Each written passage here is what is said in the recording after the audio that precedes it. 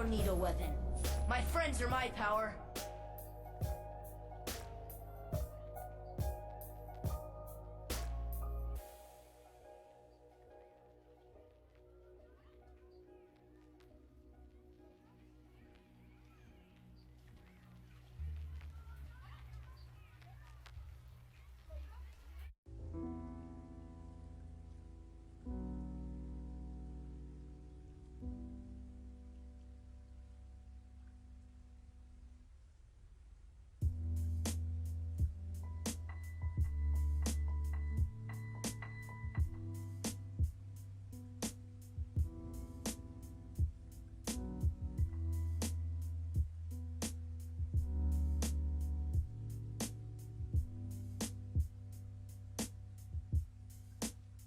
Were you in love with him?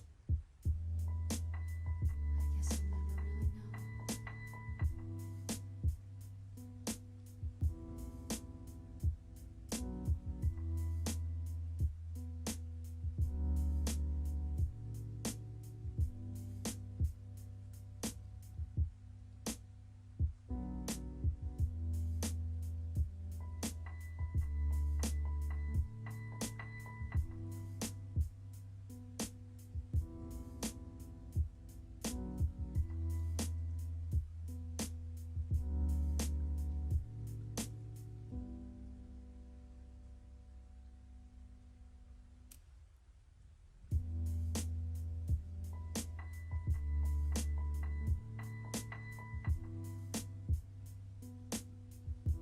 Looks like my summer vacation is over.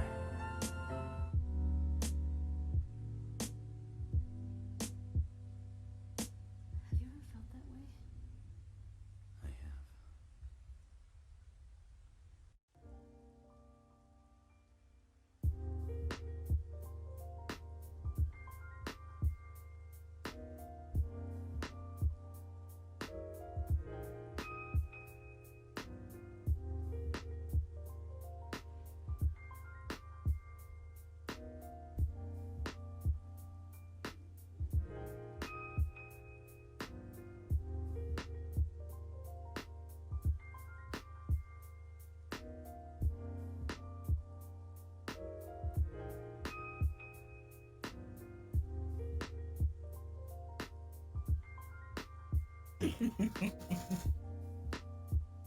Hi. Yeah. Let's go ahead and get this quiet storm going on, you know. Got that. I don't know who the two people were, Yeah. but I sent. Like, why are y'all on? I wasn't even playing anything. Right. Go and get this.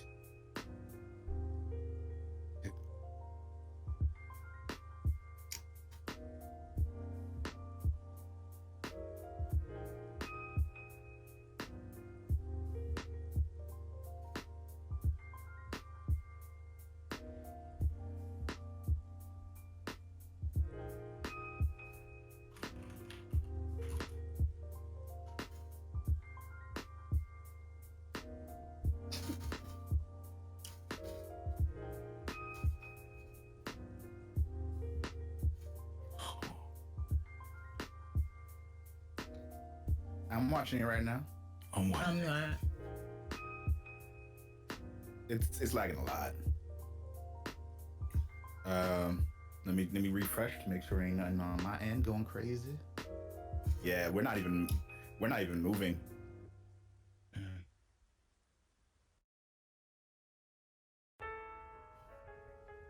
I'm moving around to test it out, you know. All right, it's going out. Oh, there we Whatever go. you just Oh, did. there we go. Yeah, I just fixed it.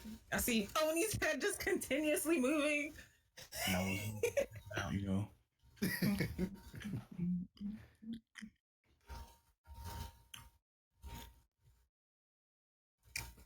Mm-hmm.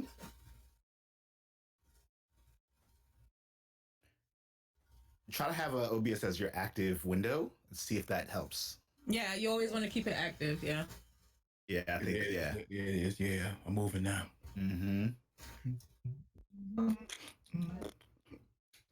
Mm-hmm. Oh, there it is. Yeah. Okay. So when you click it away, it's lagging. Click it away, click it away, click it away, you know. What if you can lag away weight? My weight.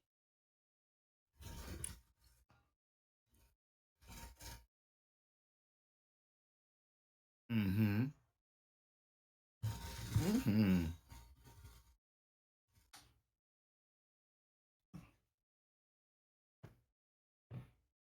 Oh, yeah. Good vibration.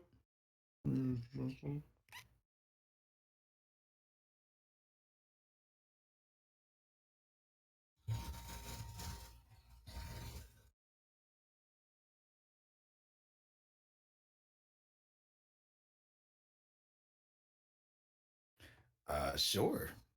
Hello, everyone. My name is Black Oni, and I am an action RPG focused streamer here on Twitch and beyond. It's my ongoing mission to entertain, entice, and educate. And you can find me at twitch.tv/BlackOni, as well as Twitter.com/BlackOni, Instagram. YouTube is Will Wiggins because someone took Black Oni. I don't know who they are, but they did. Oh. Oh wait, I couldn't be heard. Now I can be heard. I'm good now. All right, cool. All right, so Cheese, you ready to go? You want to kick it off? Shadowclone Jutsu. Yeah. What's going on, everybody? Big Cheese here, variety streamer from the Bay Area, Tampa, and I guess you can say I'm a host, entertainer, educator as well, and I play everything except for horror games. Don't ask, don't answer.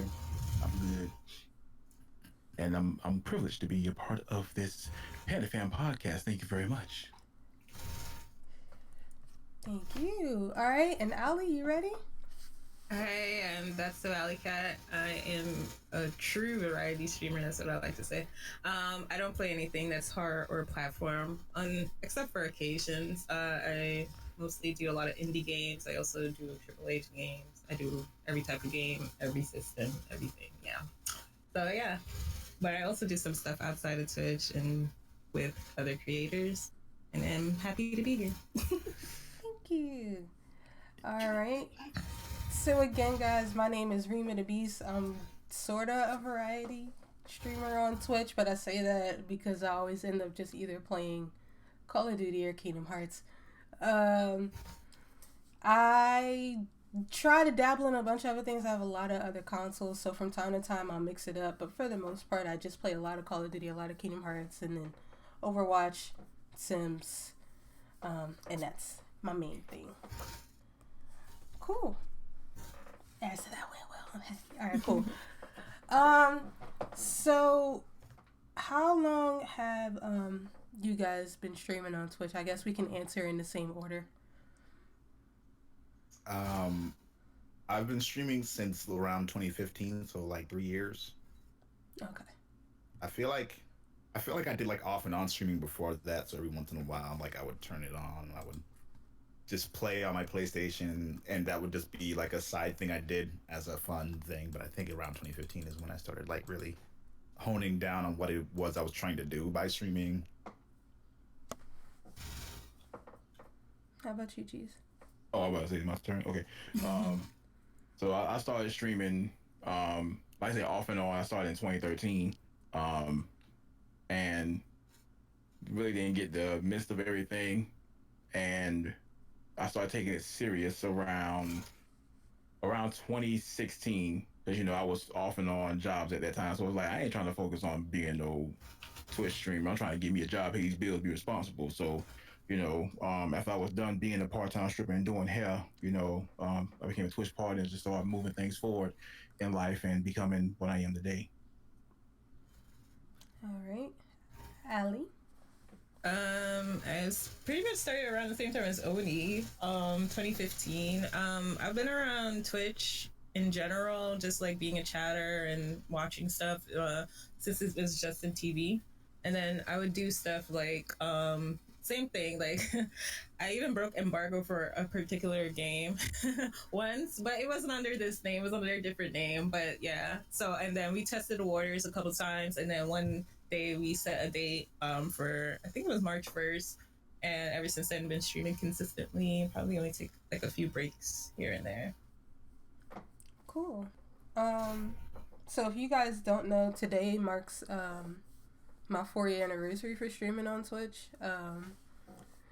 Yeah. So ironically enough, when I got on the site, I was like, didn't follow anybody except this one person on YouTube. I followed from YouTube to Twitch, but they weren't streaming consistently, so I kind of started branching out, and I saw how like fun it was for other people.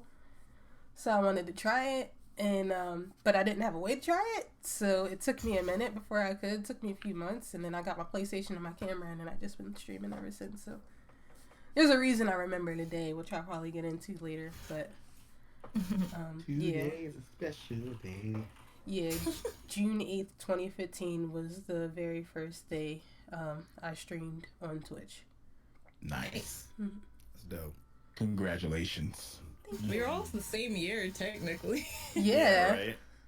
But I think 2014, well, actually I think 2014 was like a real boom because that's when they actually switched to Twitch, I think. And there was like, it was really booming. So yeah, I think 2015 was a good year now that I think about it. Should have stuck to some stuff. Yeah. Yeah. But, yeah. Glory days. Right. I kind of wish I did it just a little sooner. Shoot, same here. Therefore, I could be able to say, hey, I was like one of the beginning founders on Twitch, but I was in Lost and Found when that happened, so doesn't matter. I mean, the positive part is there was more information out by the time that everybody for the most part started taking it serious. It was a lot more information out and available to everybody, so the rules and stuff were kind of set when it came to Twitch at that point. So it was easier to start 2015-16 than it was in 2014. Way easier. You blame consoles for that one. Yes. True. It got real. I remember people used to stream from PS4 in their whole bedroom. Yeah. On Twitch. It was real. That was That crazy. PS4 launch, people had their bedrooms on here. Oh God, let me Some stop of it was exposing. by accident. Let me stop exposing. I Oh, remember goodness. those, looking at the PS4 live, and you're like, what is going on? Yeah, there was There was a couple situations. there was Yeah. a website that y'all may know about that has some competition. Ah, crap. What was it called though? I can't even remember what it was What was the called. website called? Because I could say that. Like I could go there. They were going. Oh in, no. honey. Like with PS4 streaming, there was like It was Twitch and then PS4 the Live. other I option. I know what you're talking about. What was that other option where people was just I don't remember. Oh what yeah, it there was a different streaming platform. It was like I think it was Uplay or something. You Yeah. Live or you. Yeah. It was you. Because I know Ustream. That's what it was. Ustream. Yeah. It was you something, yeah.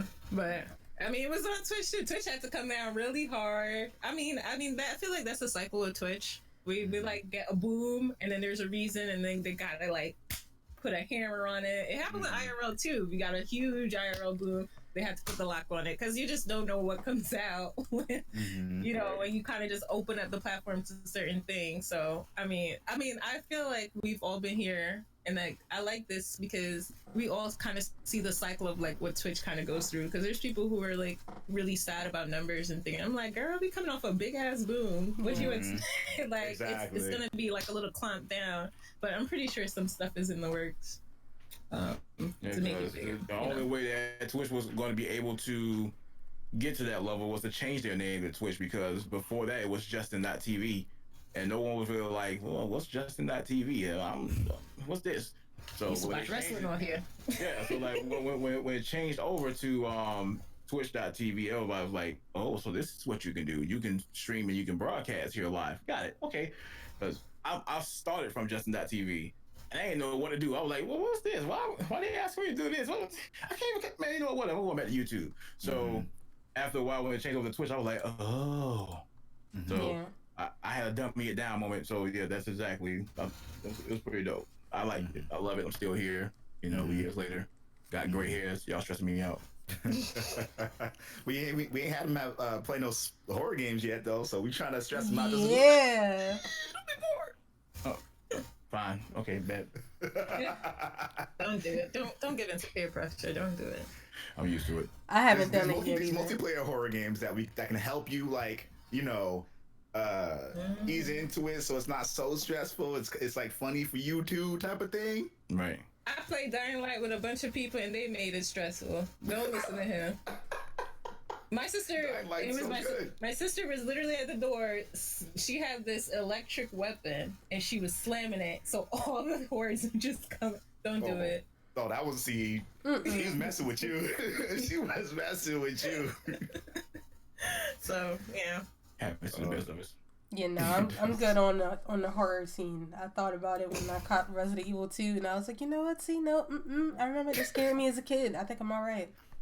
This is game. This is a game called Deceit. It's. Oh yeah, I'm actually scared of that. Yeah, Is and it? I played it a couple times and it just jump scared me every time because I really it gets me every time. Sorry. Okay, well, Only out here trying to be rude. Okay. Yeah. Next question. it's Next really. question. All right, Scarathon that's 2019. Oni's the star. fine. I just think it's hilarious for the viewers specifically, especially because it's a game where you have to deceive each other essentially. So like, one of you or two of you are like the monster. And you have to basically go around like convincing everyone that everyone is safe and everyone is fine. And you go through the environment, and then the lights go out, and you don't know who's who because all the markers of like who people are gone.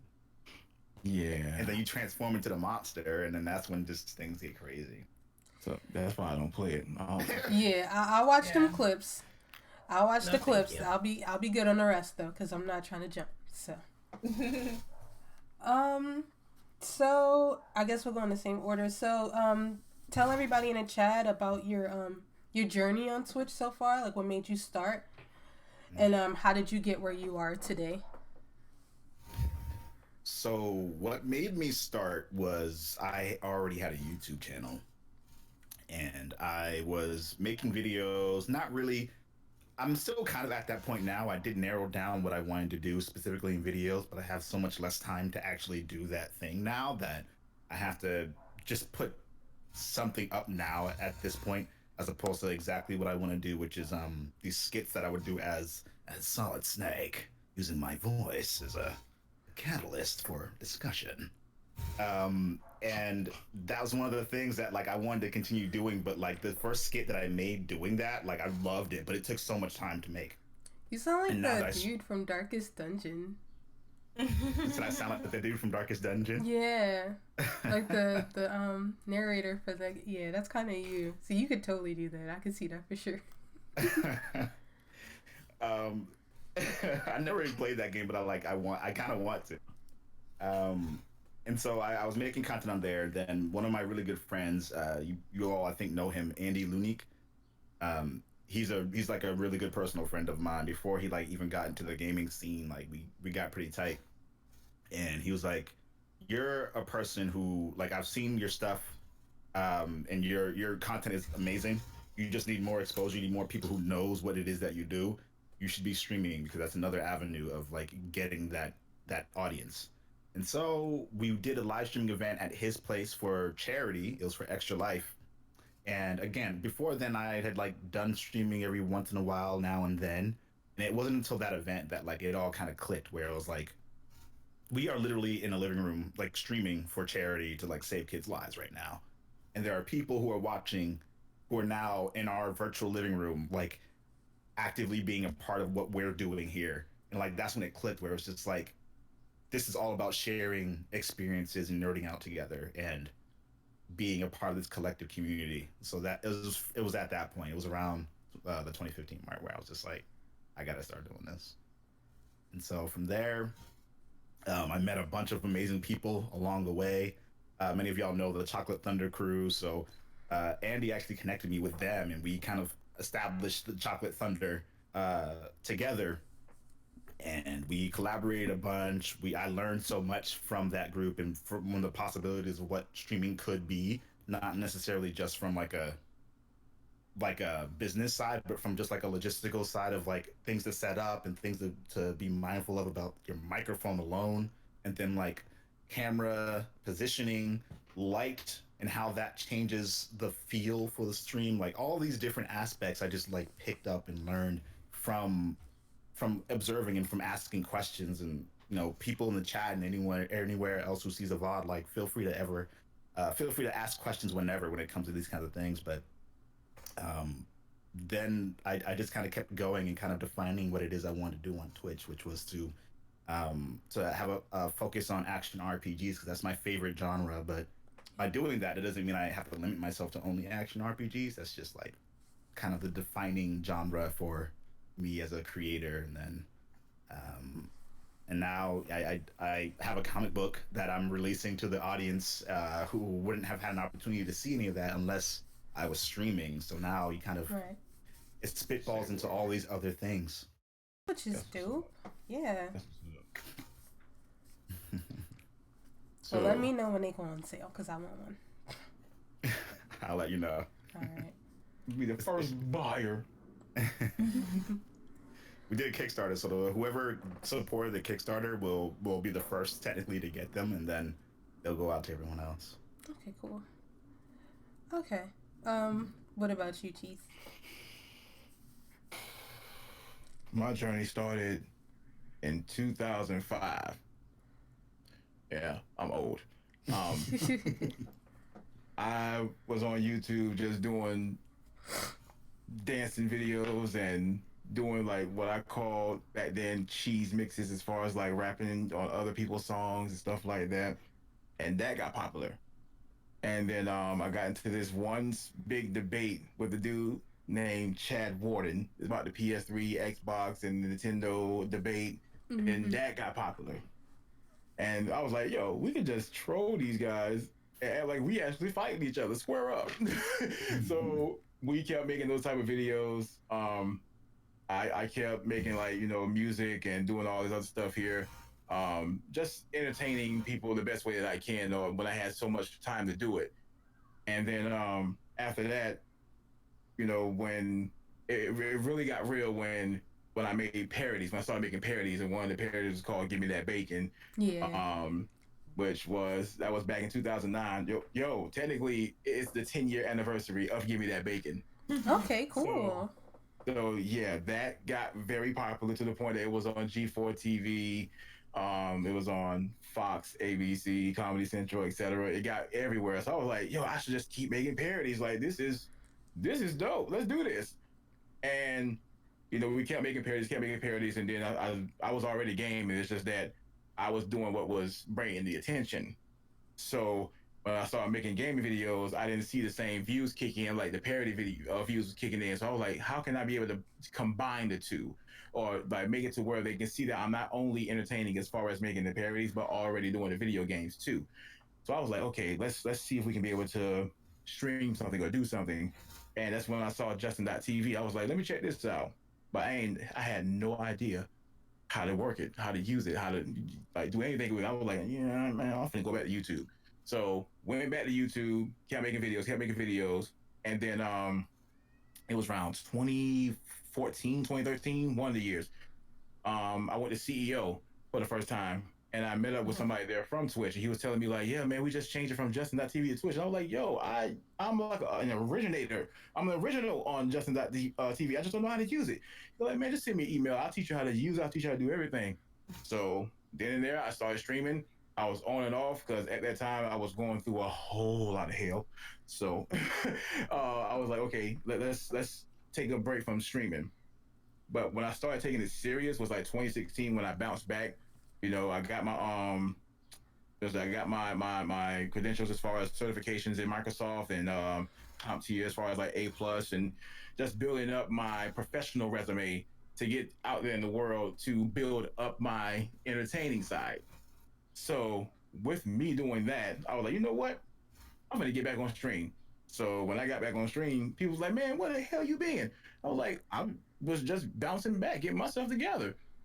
And they were like, well, we so glad you're back. And after that, it was like, I just kept going, kept growing. And it made me realize that the support was always there for me. I like, even though I took that break, or even though I had, I felt like I abandoned people that supported me. I felt like it was always there for me because they remembered the laughter that I brought into their lives. So Right. I started taking it serious from 2016 on. And this is going to be an announcement. If you guys don't know, I plan to go full time on my birthday, September 1st. Hey. So Virgo gang gang. Hey. So you already know. Oh, never mind. But I plan to really take my journey as far as being a streamer September 1st. I'm going to do full-time content as far as creating content, streaming content, doing reviews again, etc. And I'm going to keep going forward. Because if I look back, it's transparent. If it was, the effect of the chroma key, but you know what I mean. You did there. Y'all funny. It's just gonna be pun central today. I can feel it. My turn? Yes. So basically, it's like 2015. Actually, it's like 2014. We just got our PlayStation 4s. I was with a bunch of other people. It was like a mixed group with male and female, and we used to just game together all the time. We still do. And every so often we would all just like go live, like each of us, and we would go live on Twitch. But I also had like a PC setup. I kind of grew up with PCs. Sometimes when we sit and talk about video games, I could take people back all the way to the Donkey Kong handheld because I had that. Like, I've always had gaming somehow in my life. And I think the PS4 was probably one that is the first one that I hadn't have to share with like my brothers. And so yeah, we had this gaming group, and one of my friends, who I call my sister, if you guys are familiar with my channel, she would always say like, we're fun, we're cool, we should just, go live and make a Twitch channel and just stream all the time anytime we game. And I'm like, we'll see or whatever. So we were playing Destiny at the time. Somebody came through and was like, yeah, I would watch you every day. Like, I remember that comment, and that's like the comment that like, like you ever got those comments where you just remember it like for like forever. It was just like one of those like, yeah, I would watch you like all the time. And then me and my sister basically like decided to do a channel. So I set a date. I started like, I was into like Photoshop and things like that. So we worked on panels, all this. We ended up watching like a couple podcasts, which is ironic, about gaming on Twitch. Not just as, a gamer, but also as female, because it's kind of different. And just like, because I don't know if y'all remember, 2015 was really hot for females. Like, oh yeah, there was a lot of controversy and stuff like that. And so I remember one time they did this all female podcast, and it really broke down things. So I kind of knew what to expect. And yeah, we decided to go forward and we went live. So ever since then, I've been going, I streamed. I started on like a kitchen chair. It was weird. I had a kitchen chair and I think a tablecloth that we got from Party City that was green. Like, we hooked it up. My mom bought me my webcam. Like, it was like a whole family effort. Like, a lot of my family members got involved. A lot of my friends got involved. So I could say like, we've always had people in the chat, stuff like that. We met people through Reddit, Tumblr, like you name it. I probably have like viewers who came from there because we just like used to just, be up there. And then I guess like around 16-ish, like the next year, I started going to like New York meetups and meeting with a lot more people. And that opened me to a whole nother thing, which is like the gaming industry and just what we deal with. But even dealing with that, stuff that we deal with on Twitch would kind of like, get to me kind of, and I started to open up and talk to people about it because I'm just like, it's a little racist on here or something, like just kind of like see where people were talking about like industry wise, because I wanted to see like, but it was a real eye opener to stream for me to see what the industry actually was and what like was going down here. Some of the stuff like, I couldn't believe it. I was just like, so y'all just have these people on here, like just spazzing. So I kind of like found the voice to where I wanted to talk to people about it, not just like people in my chat, but like people who work with games, people who work with esports, people who work, companies who invest in those places as well. So yeah, so and I talk to a lot of people and they bring me around a lot of people. A lot of people will tell you I'm very real in person. It's like I really don't. I try to be myself and try to think.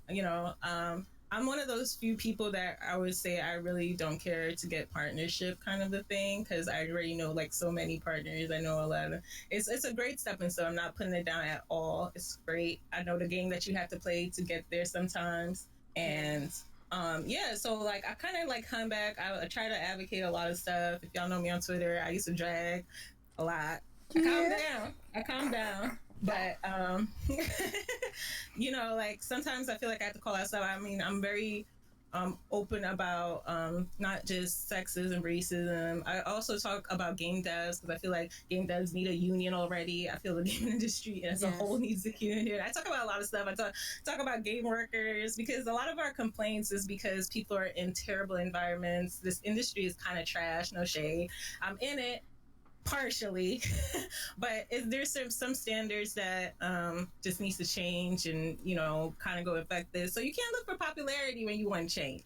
That's the one thing, but you can gain some traction with amazing people, and I love hearing of people's journeys and things like that. That's what helps motivate me to keep streaming, keep talking, to keep giving people tools that they could use to kind of get to where they need to get. So yeah, I could go a little bit further, but I'm gonna shut up now. It's good.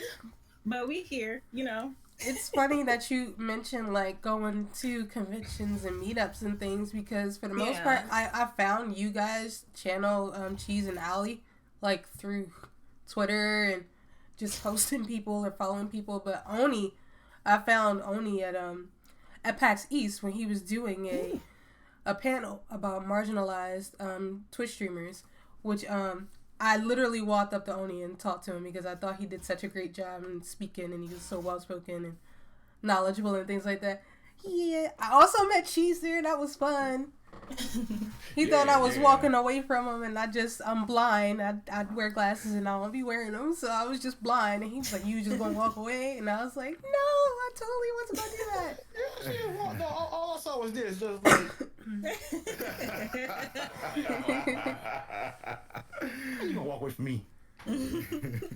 Yeah, and he did an awesome job. He kind of did like a meetup near the Twitch section where he was talking to people and like y'all have no clue. Cheese is great, like whether it be on stream or in person, and getting people hyped up and excited.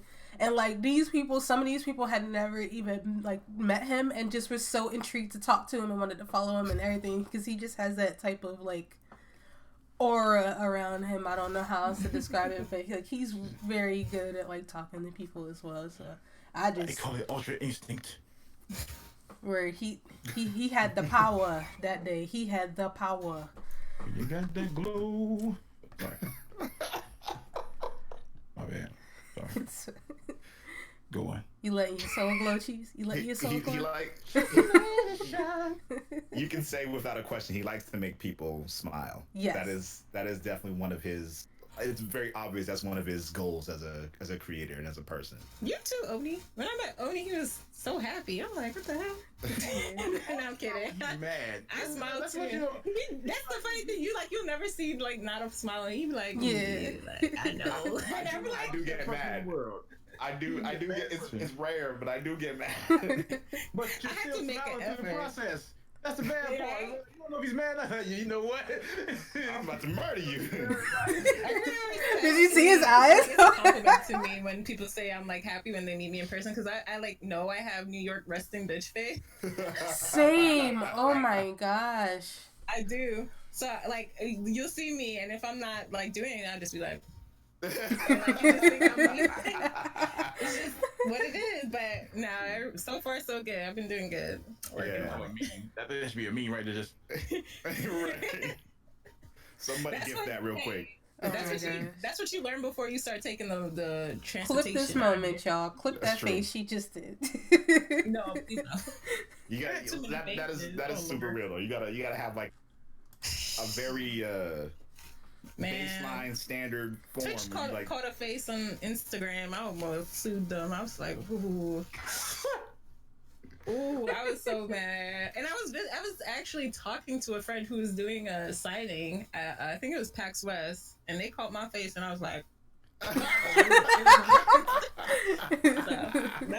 that's my new Twitch email. Well, it's not new. That's a Twitch email that my boyfriend commissioned. Not even me.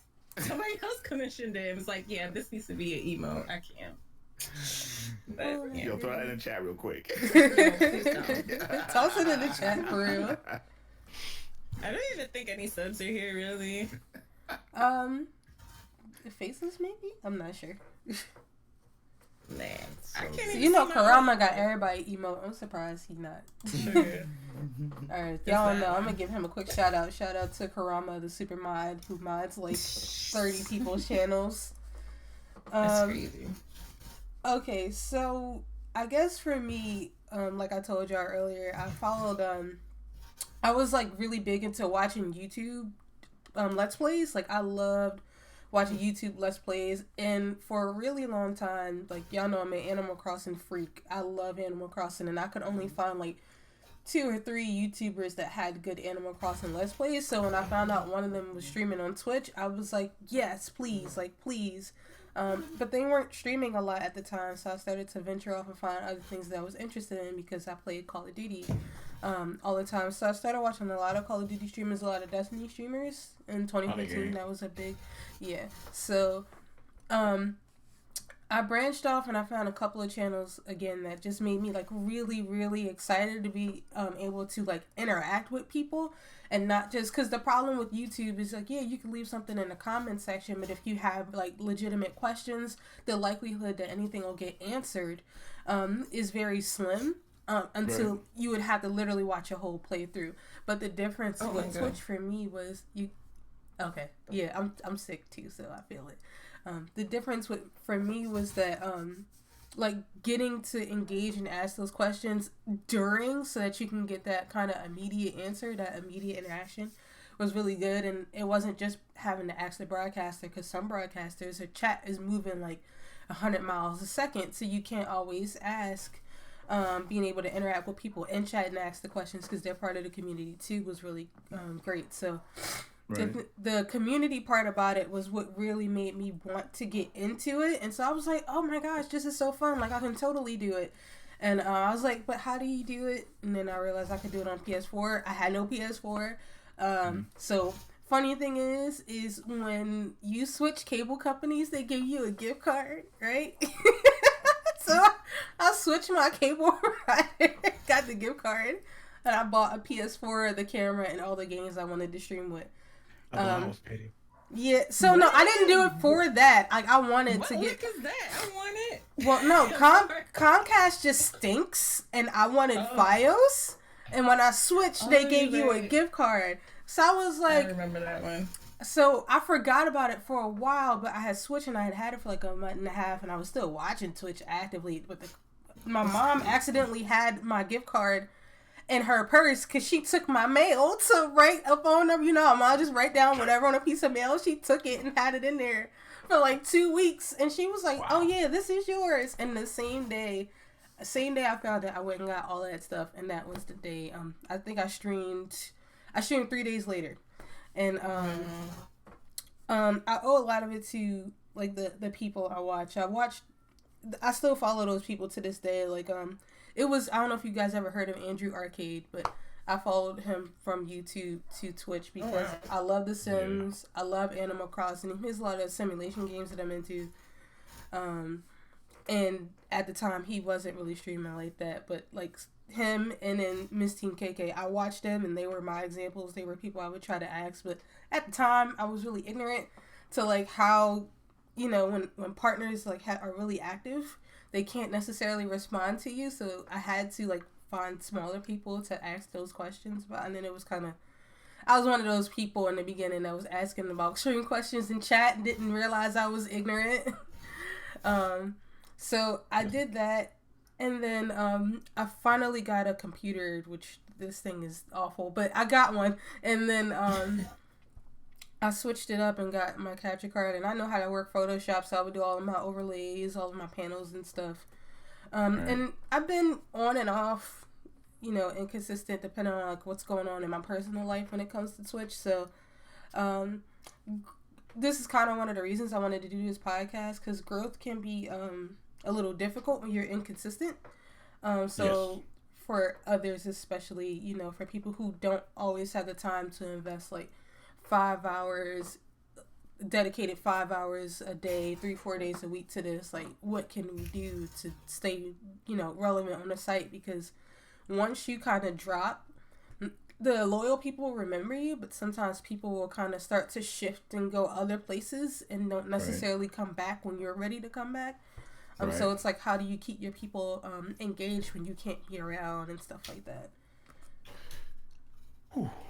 I definitely feel you on that one. You want to take the phone? I would say social media is one. You definitely want to incorporate your. So when I say like we probably took a month to set up everything, because what happened was the people that we would talk to would tell us like, make sure you have a brand name, something that you could catch on all platforms. And what goes into that is you make it, even if it ain't like legit like a LLC, you make it a business account. Because at that point you want to see you don't have to be about numbers, but analytics work in the same way of, there were some times where I would tweet and I'd be like, ain't nobody like this tweet, nobody engaged this tweet, and I would click in and it would be like 100 people saw the tweet but didn't like it. So it's just like, okay, that's another subject, but it's just sometimes y'all know what I'm talking about. Y'all remember the void. So so sometimes, especially when it's something important to you, it's good to kind of click into it and see like, well, who engaged with this type of thing and how can you gauge them, kind of a thing. So it's like a give and take situation. But I would definitely say Instagram and your Twitter should be a business like thing, just so you can see that, and you post on it as much as possible. Like a lot of it is like, I'm very private. I don't think a lot of people even know like a lot about me like in depth personally, but they know a lot about my personality. They know about like a lot of the stuff that I like light stuff. Like they don't even have to know what your dog name is sometimes, but they could see your dog type of thing. You kind of have to like show your hand and not show your hand at the same time, because you do have to worry about privacy, etc. That's another thing. But but you share things that I would say light spirited things that would motivate people always work as well. And just kind of like open a little bit about yourself, because it took some time for me too, because a lot of people are very like, especially when you first start, a little bit closed down, and then you're like, I'm not into this, I'm not into that, I don't want to talk about this subject, and that's completely fine. You can find another subject to talk about, but definitely social media is one. Let's not talk about it. Go ahead, Oni. I would say that's probably the biggest one. I mean, social media is difficult because you do have to find that balance between, like you said, Ali, showing some information about you but not showing too much, because people like, the internet can be kind of creepy, and especially for women. Like, it cannot be the safest place to be. So it's difficult. I'm not gonna like say that it isn't, but if you are focused on retaining people who are part of your community, like, social media is a huge aspect of that. Using platforms like Discord is a really huge aspect of that as well.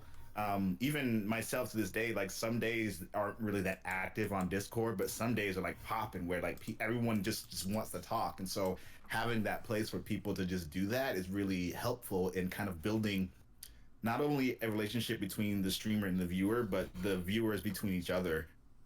Oftentimes I'll see people in my Discord like playing stuff together, using my channel as a catalyst for that, and like, that's like best case scenario, because they're coming together at this one place and then branching off from there. So I wish it was happening even more, but the fact that it happens at all is like a really huge indicator that like people feel invested in the community, not just me, but like what we've kind of built together as a community. So Discord and social media, like for sure, are like really really strong ways to retain that sense of people coming back, even if it's not immediately, just like eventually they'll come back type of thing. And I don't want to talk too much, but I also say like you'll notice certain games that you play. Some people will say I'll come to your stream no matter what you're playing, but like it's not true. Yeah. It's not that's exact. a fact. That's Yeah. a fact.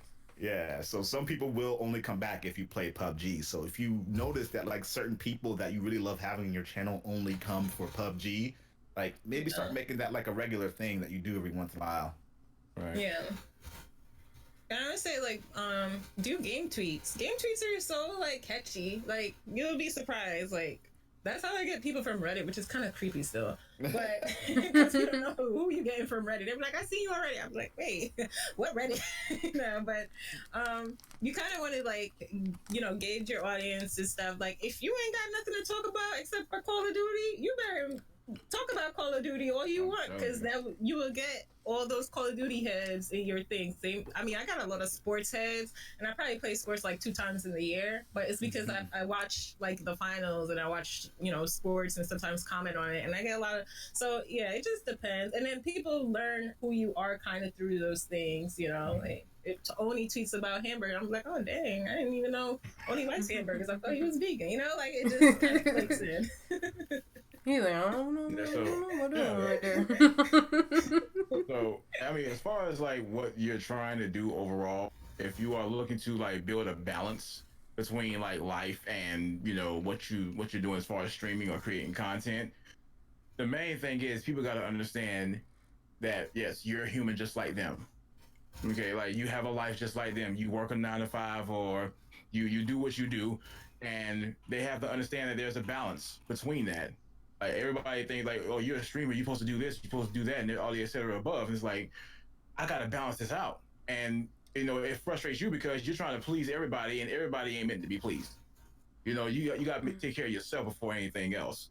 So the main thing to do, like she said, is to be active on Twitter, be active on Instagram, be active on other social media platforms that people are on. If they don't follow you on there, then that's on them. Because do you ever find it surprising that when you're streaming and it's like, hey man, see you in a long time. It's like, I've been streaming like every day.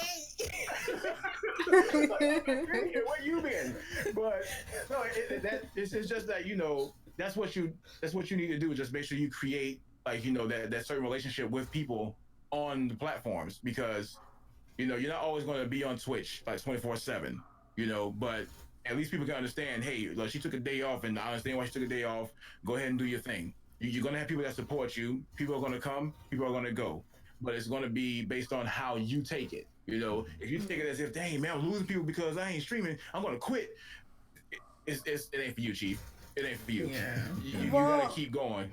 You got to keep pushing. Do y'all know any like people who have been like that? Because I do, especially considering like, of course I don't tweet like support small streamer stuff, but I do consider my channel relatively small based off of number of things. Not like I think I'm a small channel, but like number wise, I consider myself relatively small. Y'all, like, have y'all had to deal with that, like being part of communities where people just straight up quit because numbers were like. Whatever. I've seen it. So we've been streaming since 2015. One of my things, especially as a Black girl gamer, one of the things that I used to cry on stream about it, literally, because I would see Black girls just quit. Like I've seen like from like 2015, my sister's in the chat, she'll tell you like, and I'd be like, oh man, but she had, and I would say in my mind, she had better numbers than me. Like it's crazy, but to them, they didn't reach the success that they could.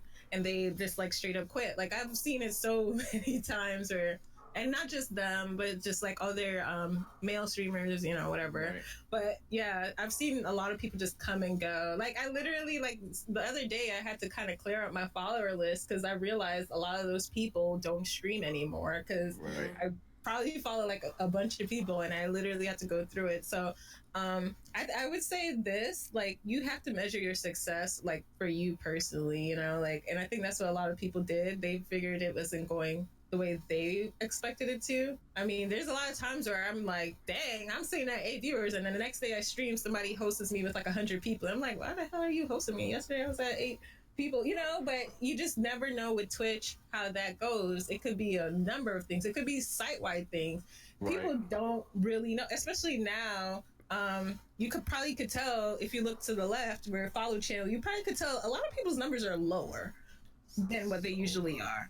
And a lot of that is, a lot of It's that the is- summertime thing.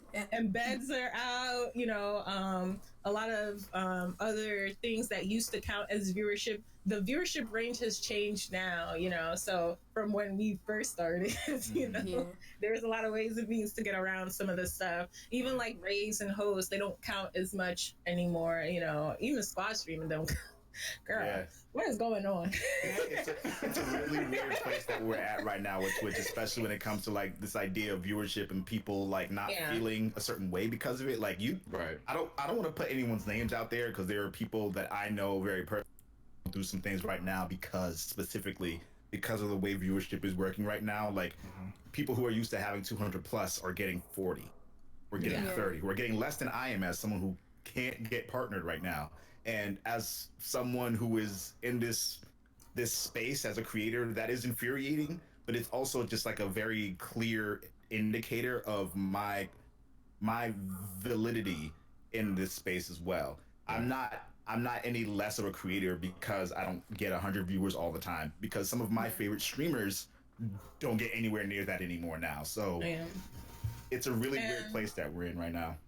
Kind of hop on Oni and like why I say like what is going on is because at this point I'm kind of like, it's kind of different for me, because when I do step out into like talking to people, sometimes people don't even still to this day 2019 don't understand Twitch. They will understand YouTube and Google Analytics over whatever Twitch analytics are, or even what Twitch is.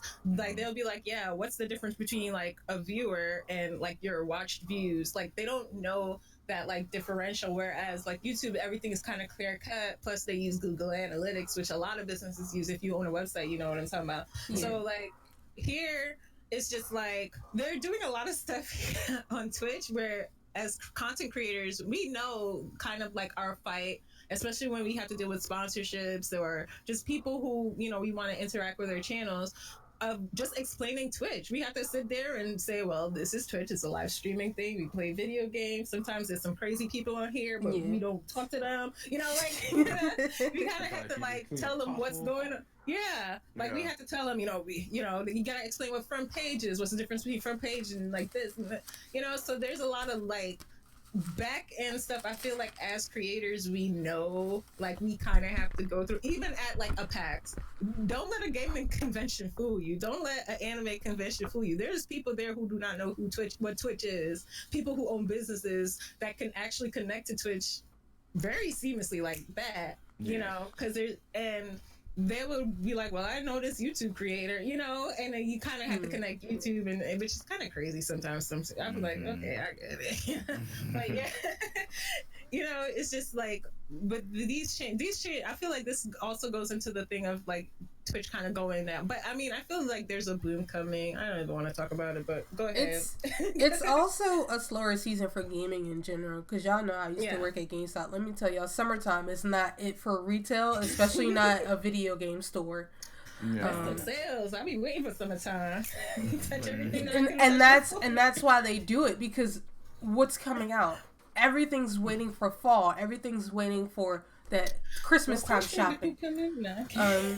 And so the like pool, especially for variety casters, because like pretty much everybody here does variety. The pool of games, like you're literally just going through indie in during this time period, because the pool of games that are coming out are very slim. Like they're a lot bigger than what they were like 4 or 5 years ago.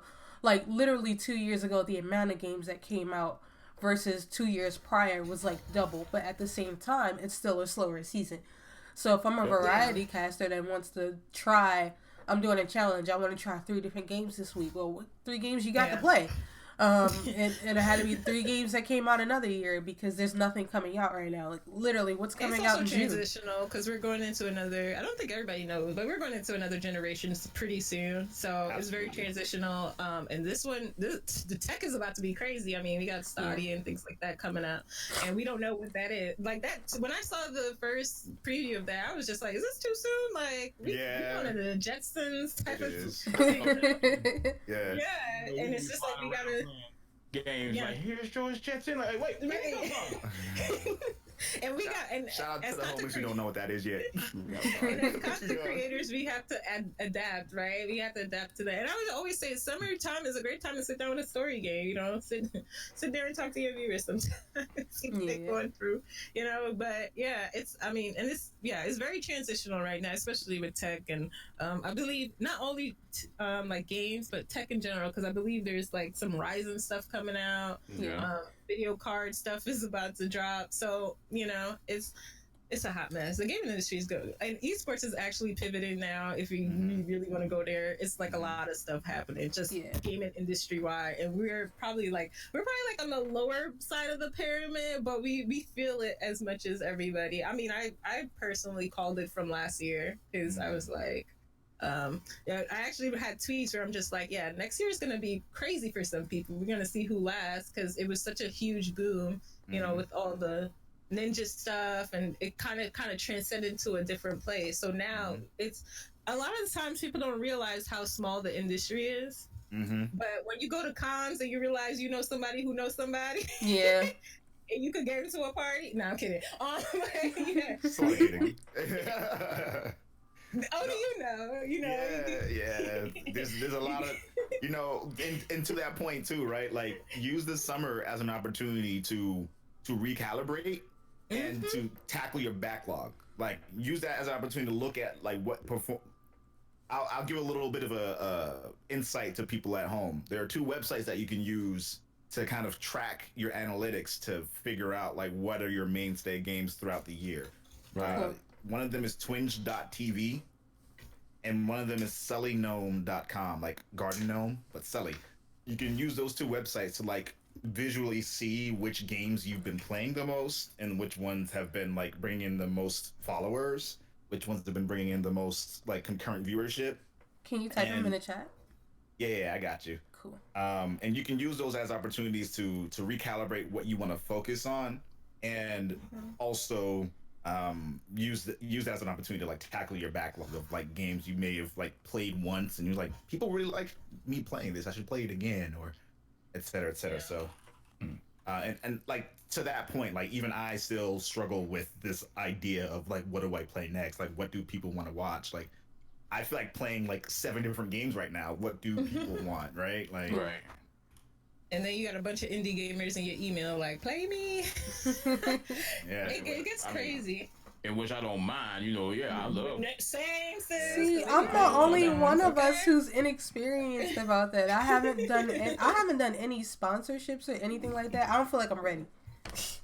I'm like, let me hold off until. I used to be like you're that. Never ready. When You're never ready. You're never prepared to be sponsored or to do sponsorships. It just happens. It just happens. So, you know, when it's in your hands, it's like, okay, well, what do I do with the sponsorship now? So, you know, just do it.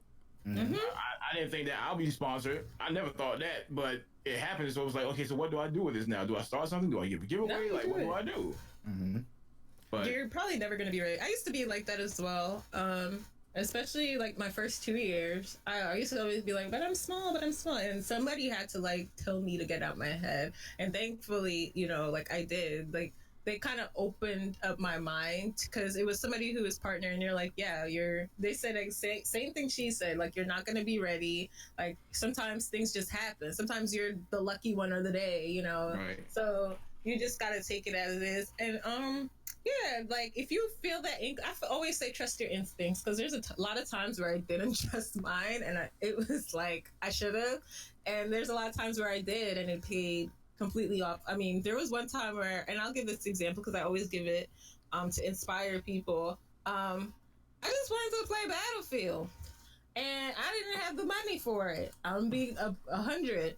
I love shooters. Sometimes I don't got money for Call of Duty. Sometimes I don't have money for Battlefield. But there was a demo. And I sure did as hell loaded up the demo. It was 12. I think they gave us like 6 hours or something.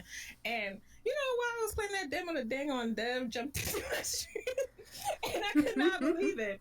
And it was like an amazing thing because we have an amazing connection now to this day because we're both like we're so embarrassed because I'm like I don't have this game, but I'll tell you for the last 2 to 3 years I never had to pay for like a Call of Duty or a Battlefield because they get those things for, you know what I'm saying? So it's just like you have to like you just never know when it's gonna happen. Like how embarrassing is that? Like you're and I literally said it in like I was like, oh, I don't know why you're here. I'm only playing this today because I only got like 6 hours. It's gonna be up. I don't have this game. I don't got no money for it. You know. So and that's why I always tell people be yourself. Be honest about what you can do. You know, like there's times where people go. A lot of people came into my and I'm not even trying to shade, but a lot of people come into my stream. Newer people or whatever, because I feel like I'm in a lot of communities as well where they always like kind of point them to my stream, especially because they know I'll answer questions on stream and whatever. Right. And they'll come in, they'll see the DX Racer, they'll see the mic boom, they'll see, you know, that I can't have a capture card and a PC and stuff. And I'll be like, yeah, but I ain't paying for none of this. You know, like, that's just what it is. Like, I at one point I was literally falling off my chair. I just got a chair and I fell off on stream. You just never know. Yeah, it's on a compilation. Like I'm saying, like you just never know what's gonna happen. Don't push yourself to be in debt. Don't push yourself to just, you know, and there's people who overcompensate, but also don't undercompensate. Don't tell yourself you can't do this. Don't. Right. Like y'all, I think I wrote a post. I don't know if it was this year or last year, and I was just like, "Stop telling people what they can and can't do," because it started to irritate me. Because I'm just like, at one point, I didn't even think I could be past 2 years on here. You understand? So it's just like, I don't get the whole. Sorry to all the people who love to do PSAs on Twitter. I don't get that whole thing of, you know, telling people what to do or whatever. Some of the most creative people on Twitch don't follow none of that. At all. Like I'm about to say, I mean, they look, and one of my main things is telling people to be professional. Like, who are you to tell what is professional? Like, you don't know what that is. I'm like, the cussingest streamer be the toppest streamer, and they get whatever they get. They get sponsorship just as anyone. They get, you know. Oh, I understand that. Yeah, that's a right there, man. Like, but they like to tell us, you know, y'all know what I'm talking about. They like to say be professional, being professional. Like, no, like I'm like I said, I talk to people and I tell them what I stand for and what I do and what I, you know, people come in and see the Astros. I ain't pay for that either. Listen, I ain't pay for these either. Right, like you just. There's a lot I did pay for, but these ain't one of them. Yeah, sometimes you just gotta talk to people. Yeah, sometimes you just gotta talk to people and tell them what you're doing. We about to have to start the plugs early. Like, just start plugging y'all stuff. Just start plugging it all. No, I'm not even saying it to like, because I really don't say it. I cover a lot of stuff. It got stickers on it. Y'all don't even know what it is. But sometimes it just takes you going up to somebody, telling them what you do, showing them you're passionate about it, showing them that you know what you're talking about. There's some people, they don't know what they're talking about. Like, it's ridiculous. Like, they just follow what everybody kind of, and I'll be like, this game is trash. I don't even know why y'all talking about this on Twitter. Like, I'm just like that. But and people will be like, and I could talk to a dev and tell him what's wrong with his game, and he'll listen to me because he knows, like, I played it right. I played it. I see what's, and he'll take and he'll be like, oh yeah, you're right. We need to change. Some people, you can't even talk to them because they're like, I don't want to say sheep, but like they just following what everyone kind of saying. It's like you got to have like your own mind, your own thing. Like, trust yourself. That's like all I'm gonna say. Trust yourself, because everything with this content creator stuff is already like, you already got it if you're already, you know, if you're doing it. It's fun to name stuff like the Destiny wave. A lot of people knew that Destiny wasn't really their game, but they saw how well it did on Twitch and they played it. Now, there are plenty of people. No, there are plenty of people who love Destiny. I know for a fact that I tried it, but I'm one of the people who can watch it and not play it. But there were people who were playing Destiny purely because, you know, the size of the directory. So I mean, there's some stuff that people don't even know how to explain. To me, you can play Destiny with a bunch of friends, and you will have a blast. If you're trying to play this by yourself, And Yeah, Pip, you're on your own on that one. you know, Yeah, like there's some games that you play that are just like you can play any game and have fun with it. It's with your friends, like your core group of friends, but that don't mean it's a good game. Yeah. remember when they tried to tell us Sea of Thieves? But it was like, here's the thing, Oh, even okay. that situation. I When- played that at E3 the first before it came out. I was like, Yeah, but fun. I remember watching somebody play it, and it became like one of the top stream things. And I'm like, Yeah. you do realize you're watching them play with their friends yeah, or Yeah. their community. You'll never see anybody play Sea of Thieves solo. No. They No. gotta have a group. Hey, never. no. Mm-mm. You know, so and sometimes people don't even know how to explain that, which to me is kind of a simple thing. Because somebody will come in my channel and be like, "Do you like this game?" I'm like, "Yeah, but it's because I'm with him." Yeah. You know, like I wouldn't play it Only reason regardless. to see me play this. And like it's really important to be super real about like the things that you do and don't like. So like you can still Yeah. like if And you be get a game for respectful. free, for example, like you can still play that game and be like, all right, I like this. I like this. I also don't like this. Like every game that you play, there's gonna be something that you don't like. Right. And something that you do like about it. So there's always an open dialogue in that scenario where you can just say, I ain't feeling this part. Like I played through Anthem. I didn't finish it because like it was starting to piss me off in a lot of different ways. But there were things I loved about that game. Yeah. Like it felt so cool to feel Yeah. powerful in the air. Oh and, my God. Like strike down thunder Yeah. on people as you're coming. Like that was so well done. But why is there a cooldown on my flight? Yeah. I thought it was in the future. I play Warframe and I can fly around literally as much as I want. That It ain't free. Warframe. But No. I guess No. I would have been okay with the $3.99. cooldown if the cooldown wasn't so like first of long. all. Yeah, it was And then, too like, long. It seemed You like can shut your thrusters off while you're in the air as you're falling and the meter isn't going down. isn't It's just going staying- anywhere. I'm like, this doesn't make any sense. This big I don't old know. Map. We gotta It run had- majority of it. I really did. I enjoyed Anthem too, though. I wasn't even crazy about it until Anthem like was it started to come powerful, out. but I didn't like the rest of it. No, Yeah. playing it felt good, but other than that, it didn't feel like it was really going anywhere. It felt Like progressing, yeah. it wasn't progressing. Yeah. It was super repetitive. Like even the missions through the story felt super repetitive. Yeah. Which- It was. It was. It was pretty repetitive. It wasn't even like, they wasn't even trying to Yeah. hide it either. Right. Like, yo, we finna do the same story, but in a different mode. Yeah, which Just like, stinks. oh, It had you so this much new area? potential. We're about to spawn enemy next to you. You ready? Yeah. I bet. But I want to go back on the topic y'all was talking about as far as the being discouraged as far as being like a streamer and like the viewership and everything. Yeah. I know exactly what you mean. That's why I was taking breaks from streaming because I felt discouraged as far as like my numbers. I was like, dang man, like what's going on? Like I'm streaming and nothing's not progressing. Well, it happened to me too. I was one of them people. Okay, I was one of them people. I can definitely admit that. Mhm. But I had to, sit down and think about like, what if you're not that guy? And then I was like, you gotta have a conversation with yourself. Well, what you mean I'm not that guy? I am the Ishkabaz. I don't know what you're talking about. You. And be sure of it. But it happens to everybody. You see what I'm saying? Like, I'm gonna give you an example. Do y'all remember the stream where Ninja was like crying and he didn't know that he was on stream? Mm-hmm. I didn't hear about Okay. that. No, Yeah, I like, saw it in a like- news channel. He was like, Yeah, he was it's just on live the streaming and didn't realize he was live streaming, and he looked like stressed. Yeah. Yeah. So this is the thing, right?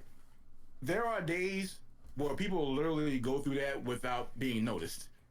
You see what I'm saying? And it's like, dang, I'm like this popular dude now. Everybody loves me. Everybody knows who I am. And then that's that 1 year. Then that next year it's like cuts in half. It's like, okay, now what? Yeah. Well, what do I do now? Like I'm panicking. Like I got all this stuff that I didn't pay for. I didn't fully pay for. I just leased it. Like what do I do? So like you're panicking. Like what's next for me? What do I do next? And it's going to come to a point that even when you're at the top, you still panic. You still worry. Like, am I going to stay here? Mhm. You know, am I going to be this guy in the next 4 or 5 years? Let me try to milk what I can milk and then retire. You know, but that's the mindset that people have now as far as like the top streamers. it's not even a easy task when you're at the top. Mm-hmm. You know, like everybody think like, oh, well, I'm starting from the bottom, I'm climbing to the top, and that's what's gonna happen when I get to the top. Okay. Yeah. What happens is when you're at the top, everybody wants to do something with you, and if you make one mistake, if you say one thing wrong, if you even say one word that didn't make the sense of the word that they think it is, you're going to be shut down, because everybody in this day, in this technology, in this world, and their sensitivity level, Yes. it's so high. Mm-hmm. Oh, they're just gonna find that one tweet that you said back in 2014 that Yeah. you didn't. Yep, they're just gonna find it. And that's the crazy thing. Is like that was back in 2014, man. Like, ain't no better. What you want me to do? Yeah. You know, like I've learned that, and like I was one of them. You know, I was one of them. Like I used to cuss like a doggone sailor. And I used to go off on people like, man, you, motherfucker, other shit, man, you. I used to go off. But I learned that, you know, when I grow, I realize that it's not only adults watching me. There's kids watching me. And the last thing I want to hear is that I inspired another kid to say some stuff that I said or to do stuff that I did that was stupid. So, but 10 times out of 10 on my stream is gonna be stupid stuff anyway, but it's just that, you know, I have to be an example because I got nieces and nephews too, you know, and if I'm going to be that person that they look up to. Little cheese. Oh yeah. Look, don't worry about that. Don't worry about that. But if I have people that look up to me and, you know, want to be able to do this or do that, I have to show them like there's ways of doing it without crossing that boundary, without crossing that line. You can still be yourself, but you don't have to limit yourself or anything like that. Just take an angle on how you will look at it if you were in their shoes or you were in the parents' shoes as an adult. As a kid, you're gonna do what you want to do, but as an adult, look at it that way. Yeah. So I tell everybody, everybody start at zero. Everybody. Yeah. Don't be discouraged because you feel like you're not getting the certain viewers at this time. I felt that way too. But when it comes to that point where you reach that level, yeah, you have all the opportunity in the world to just gloat about it. Like, yeah, I was here. Oh, it happened. Woo! It happened. Yeah. But humble yourself because I've seen some people And that's something that people have to realize too, is that there are more people, especially since the 2014-15 boom, there are more and more people every day joining Twitch as a creator. That is one less person that you have as a viewer. And that is just the natural balance of things. Like, you can do everything properly. You can do everything right. You can be on top of things. You can be highly caffeinated every time you stream. Right. And things still may not go the way that you want them to go. And so, like, you know, again, I mentioned it before, and I'm not harking on the idea of partnership, but it's also one of those things where you're seeing this kind of steady decline across the board, and you have to realize that, like, this ain't a you thing. Like, if you know from your own perspective and your own people who are watching, who are telling you what they're feeling through watching you, that they are enjoying themselves, they're happy, they're excited for the next time you get on. That is all that matters. You gotta be Beyonce. You can't even post nothing on social media. The game industry hasn't even peaked yet. Nah. Like, a lot of people don't even realize that. Even Twitch in itself was still considered a small business a year ago. Right. Because it's only a subsidy of Amazon. It's not a part. It's a subsidy. And a lot of people, and they actually added more stuff and more staff, and they're still looking for staff to grow Twitch. So a lot of time when y'all see people, you know, going crazy, like, what is Twitch doing? You know, it's like, they don't even have that person on staff. They don't know yet. To be honest, they don't, you know?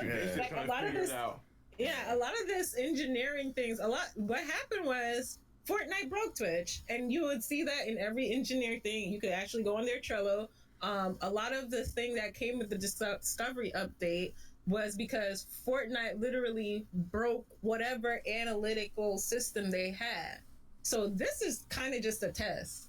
And I feel like this is a test year. I told people, I'm like, whatever is coming in, it's a test because they're gonna throw it back out and bring in back some old stuff, and they're gonna put in some new stuff. So a lot, and just the industry as a whole, even like esports. I know my boyfriend does esports. When I started learning about it, I'm like, yo, y'all business model is trash.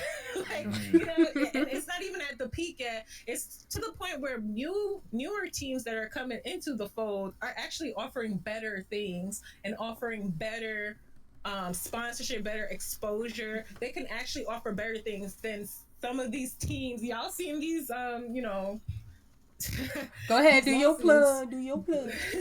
Look, they could cheat. Yeah, they're doing some stuff better because some of the old stuff that this industry actually sits on that is considered foundational, which is literally no foundation at all, is actually wild trash. Like, and that's for like even game developers. If you go into the game developer company, that's going on Twitch, that's going on YouTube, even like influencer relations, y'all can see like some of that stuff is kind of breaking down, and it's only because nobody knew it would take off like this. Right.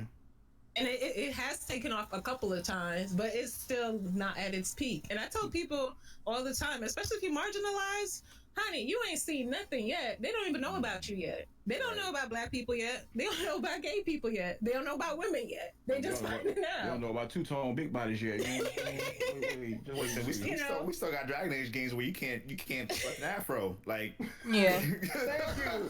But they don't know Oh about, my goodness. and it's like I know I get passionate about it because a lot of times I'm literally under NDA or literally talking to somebody who's coming in, and I'm like, dang, if y'all only knew, you know. And it's crazy, but there's so much that's about to like hit the fan that people don't even know about because they haven't even discovered the masses yet. And I tell people all the time, like, there's going to be somebody every year for the last 5 years. There was another big streamer. Somebody took off, and it became bigger and bigger and bigger.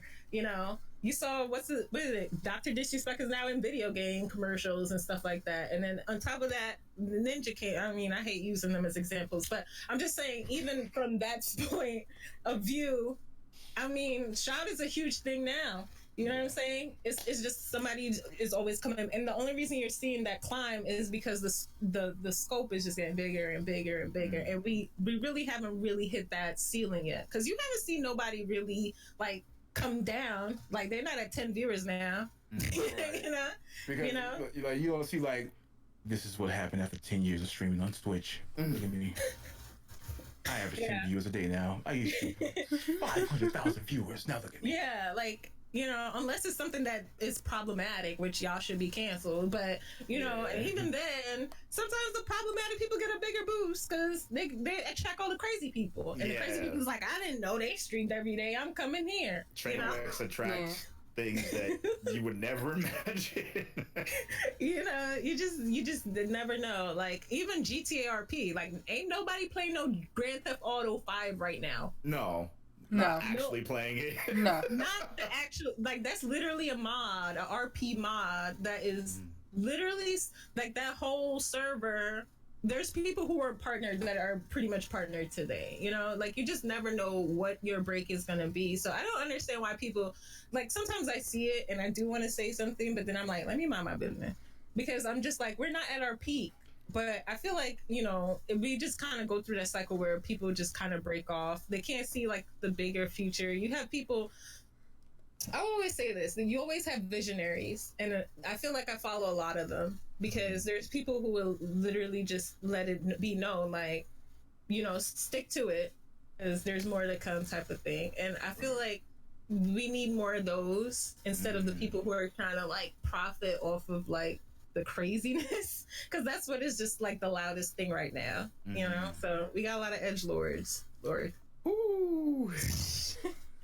But She out here coming for next today. I love it. Yeah, but I'm just saying, like, you know, gaming is not at its peak. They haven't discovered, like I said, they haven't even discovered women yet, which is like just another gender. Like, you know. They're like, there's women out there in this game?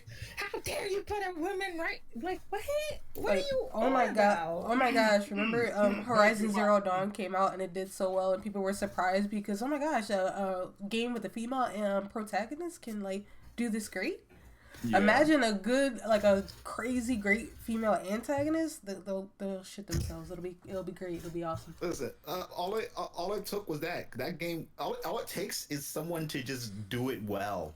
That's it. Like Horizon Zero Dawn, it was just a brilliant game. Aside from the fact that it was a female lead, like people caught on because it was a brilliant game. If you Yeah. put effort and energy into writing, into character design, into just gameplay, like you can do whatever you want in there. Like The story of Horizon Dawn was great, and I didn't understand. Like, the games, like, people hesitate to play because they feel like they don't want to play as a female character or a woman character. Tomb Raider, Horizon, Battlefield 5. We can go on and on, you know. But the truth is that, you know, while people think like there's just it's like a male advantage type of industry as far as gaming, you will be surprised. There are women gamers out there that is twice as better than me. Twice as better as me. Like, and they are very good at what they do. Like Ammunition, Sherry is like in the fighting game community. Like, I can name a few people that will put you in Let's the do it dirt. big. She be killing it. They can put you in the dirt. So, you know, for us for people to sit there and judge, you know, like, you can beat them. I'm like, okay, bet. Pick up a fight stick. Pick up a controller. I would love for you to challenge me. And then when you get beat, you know, I don't want to hear it. I just want to show you that, yes, I am this good. It's funny I gotta show you this, but at the same time, it shouldn't be taken advantage of like that. You know, women are just as equal as men. Without women, there would be no men. Dudes in the industry be like, women, what? I will say there are some developers that are starting to really embrace the idea of diversifying their studio and development, not to check off boxes, but to like truly make games different. Yeah. Yeah. And I mean, they haven't even made some games that we can think of. Like, y'all ever sit and read some of those threads where people are like, we should see a game of this, and we have not seen anything like it. Yeah. So it's kind of crazy. I don't know. The whole thing, like, the reason why I use women as an example is because it's like, sometimes I'm the type of person where I don't even like try to make a statement. Like, sometimes just release the game and stand by it. Like, there's some people, they'll release the game and they'll be like, you know, you'll be like, okay, so you just made it because, all right. And then when it doesn't do well, it gets blamed because of that. And it's like, no, just release the game and shut up. Like, you know, let people play. I feel like Horizon did that. I think Sony did a great thing with that because they just released it. And then everybody just started talking about it. And Also, keep in mind, it's that good. Sony's Days of Play sale is right now, so you can get Horizon for like $10 right now. So if y'all even remotely interested in playing it or picking it up again, Amazing game. that's The $10. story on that game is great. I'm telling you guys, like, $10. Uncharted Collection is $10. Amazing job. Last of Us. Uncharted, the Nathan Drake Collection, $10, brand new. Last of Us, $10. Spider-Man is $20 right now, y'all. Spider-Man was so good. Yeah. So, And if y'all play sports, you know, 2K's only $3. Don't shoot it needs to be $3 all year. Anyway. Oh, excuse me.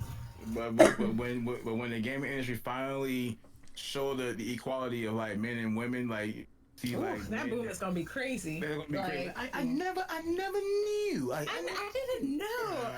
Jeez. Oh my God, where have you been my whole life? I've never seen you before. You know? Like, You know? where did this come from? But I just find it crazy. I don't know where these people come from, what shelter they stay in. I don't understand. I don't know. God. I mean, And Twitter, the but toxic. I remember when Ninja did his like press rounds. They were like, "Wow, people pay you to watch video games," and we were sitting there like, "Oh Lord, here we go again." Right. Are you like this was last year? Do you play the fucking knife? It's like, Yeah, it was still last here year, we go. and what made them shut up is they saw that his like he released actually what he actually made, and a lot of them like choked and was like, oh. Oh, It's like you okay. can't do that, So can you? this is like lucrative, and then all of a sudden now we got Fortnite tutors. Mm-hmm. This is Yeah. how you can build. I'm just saying. So I mean, and that's just one game. One. Like Call of Duty is about to go crossplay. Yeah. That's gonna be super Right. interesting. It just That's the this is original where the beast. industry needs to go. If you weren't on It's about time. Twitch in It's about 20, time. Yeah, so that's a whole. I got a whole Yeah. thing about Call of Duty because I've been playing since I had the first Black Ops, but I've been playing like consistently since Modern Warfare 3.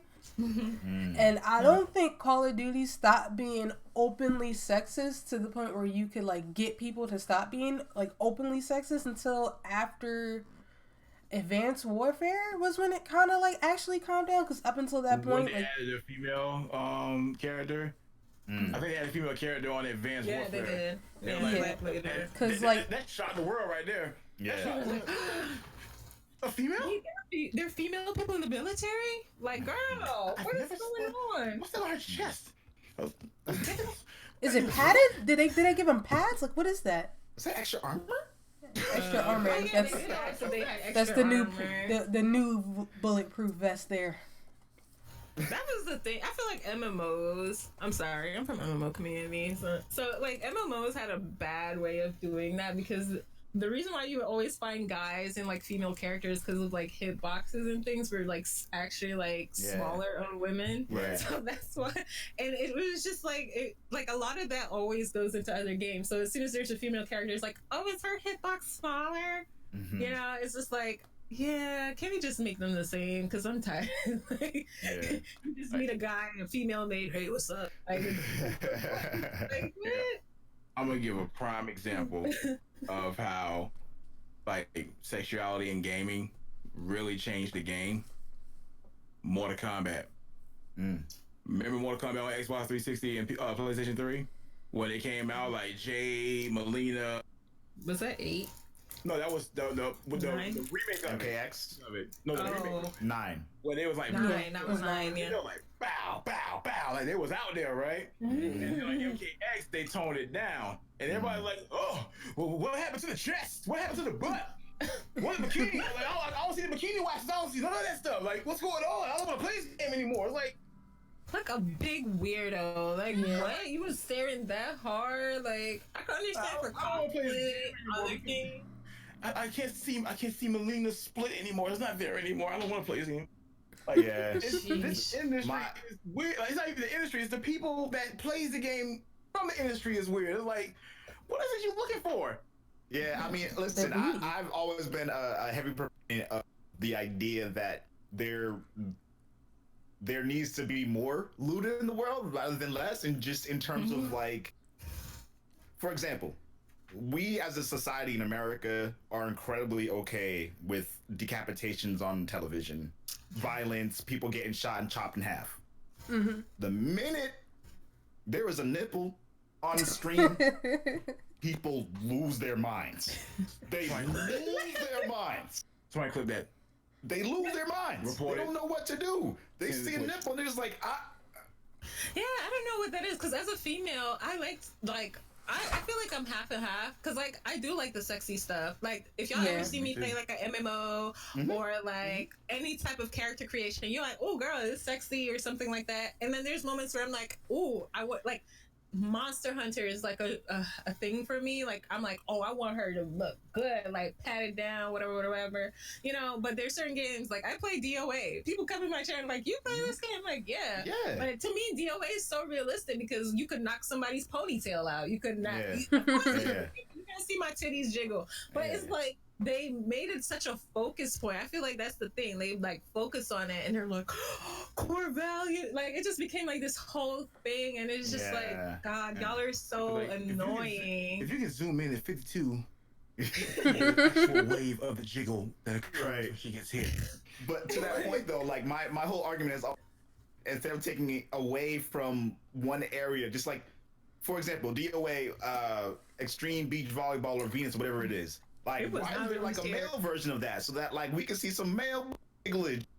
You do. know, That's the thing. In DOA, you can see like male things because they have thongs and things. Right. They got Yeah. some Like, costumes in there. Okay. but they added more of that as a result of like people saying like, Yeah. why isn't there more of that on the other side too? So like My thing is, I think of DOA. I even think of like Final Fantasy I love and DOA, some of by these the way. other games. Yeah, I mean, like it's really not made for us. It's made for like Asian market, and the Asian Yeah, market, That's why market is really it's about fan lewd. service. And when it comes here, it's just like always. And I'm like, this is why they used to separate our games. That This is is why y'all why. can't have some of this. That is It's literally 'cause, why. Like y'all don't know how to act. This is like, the- it's so This is why we childish, can't have man. nice Exactly. things type situation. This is why we can't have nice things. You know, But- they don't know how to act I at get all. They're like, especially when you see them jiggles, they're like, did you see that? Her bra just got knocked off. I I mean, think a great example of like a female looking tough and like was a fire. You guys played UFC. I think it was the third one. yeah, see, I didn't play These this either. girls had like, oh my god, they had like the meanest mugs, but it didn't look crazy. Mm-hmm. And like, this is my thing with like, if you guys play like WWE 2K, I hate them females so much because I think they're so ugly. All of them models are so ugly. But if anytime I play an EA game, even live, UFC, I also play FIFA when they put in female character. Oh my god, they show so much strength, and I feel like EA gets because EA gets bashed so much. I hate saying it because people be like, "Well, it's EA," da, da, da. And I'm like, but it's so good because. Even for FIFA, the women has like you could see the muscles in their legs. Mm-hmm. Still had a ponytail, still had nice hair. They didn't give them crazy hair, gave them edges. Yeah. UFC, UFC, they gave them the Bantu knots. They gave them things that actually UFC female fighters wore in their hair. You know, they always like Mm-hmm. either wear knots or braids and stuff like that. Mm-hmm. And they gave them that, and they still gave them their build. They didn't have like a crazy mug. If the girl looked pretty, she was pretty. She looked, crazy strong in the face. She looked crazy strong in the face.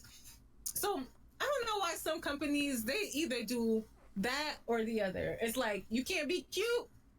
Or you gonna be I mean, you gonna be cute. I mean, EA been doing it for a while Sexy. though. Here. Like you could be cute and still like exude some of them it'd be like you either ugly or you cute. That's it. There's no I think it's because EA been doing it for longer Yeah. though. I mean, Yeah. but overall, like No, regardless of the 2K other was stuff. there too. They've been there as much as them. But And 2K know they don't girl, have they to ain't do get it. They didn't give Naomi edges, and I was upset. 2K Yeah, knows they 2K don't have to do it though. They know that they can sell their product whether they do it or not, and that's why they Yes. don't. Right. EA That's doesn't exactly have why. that, but EA has been inclusive for a pretty long time. Like they did the whole thing with Battlefield 5, and y'all know I stand Sims 4 and all the inclusivity that they do, especially with interchangeable genders and they could have did better, but I do still like what they did as far as like representation. As far as content, they could have added more stuff, for people of color. Like they definitely could have made the spectrum a little bit better. I think they knocked it out the park with Respawn with Apex. For sure. Yeah. I mean, Sure. everybody shut up like Yeah. real quick. Yeah. Like that was like it the biggest. It was a good game. They focused on that, and then they said, "All right, good game, diverse cast," and no one could say nothing. You can't, Yeah. What are you gonna say? Oh, this game's trash I because feel like that was it one of the got first non-binary games. someone. Yeah. Like, no, this game is amazing, and it has somebody non-binary. Yeah. Go. I feel like they were the first ones, probably for this time, where I feel like they just shut it down ASAP and just like kept it moving. But yeah, I don't like character models sometimes. They're terrible.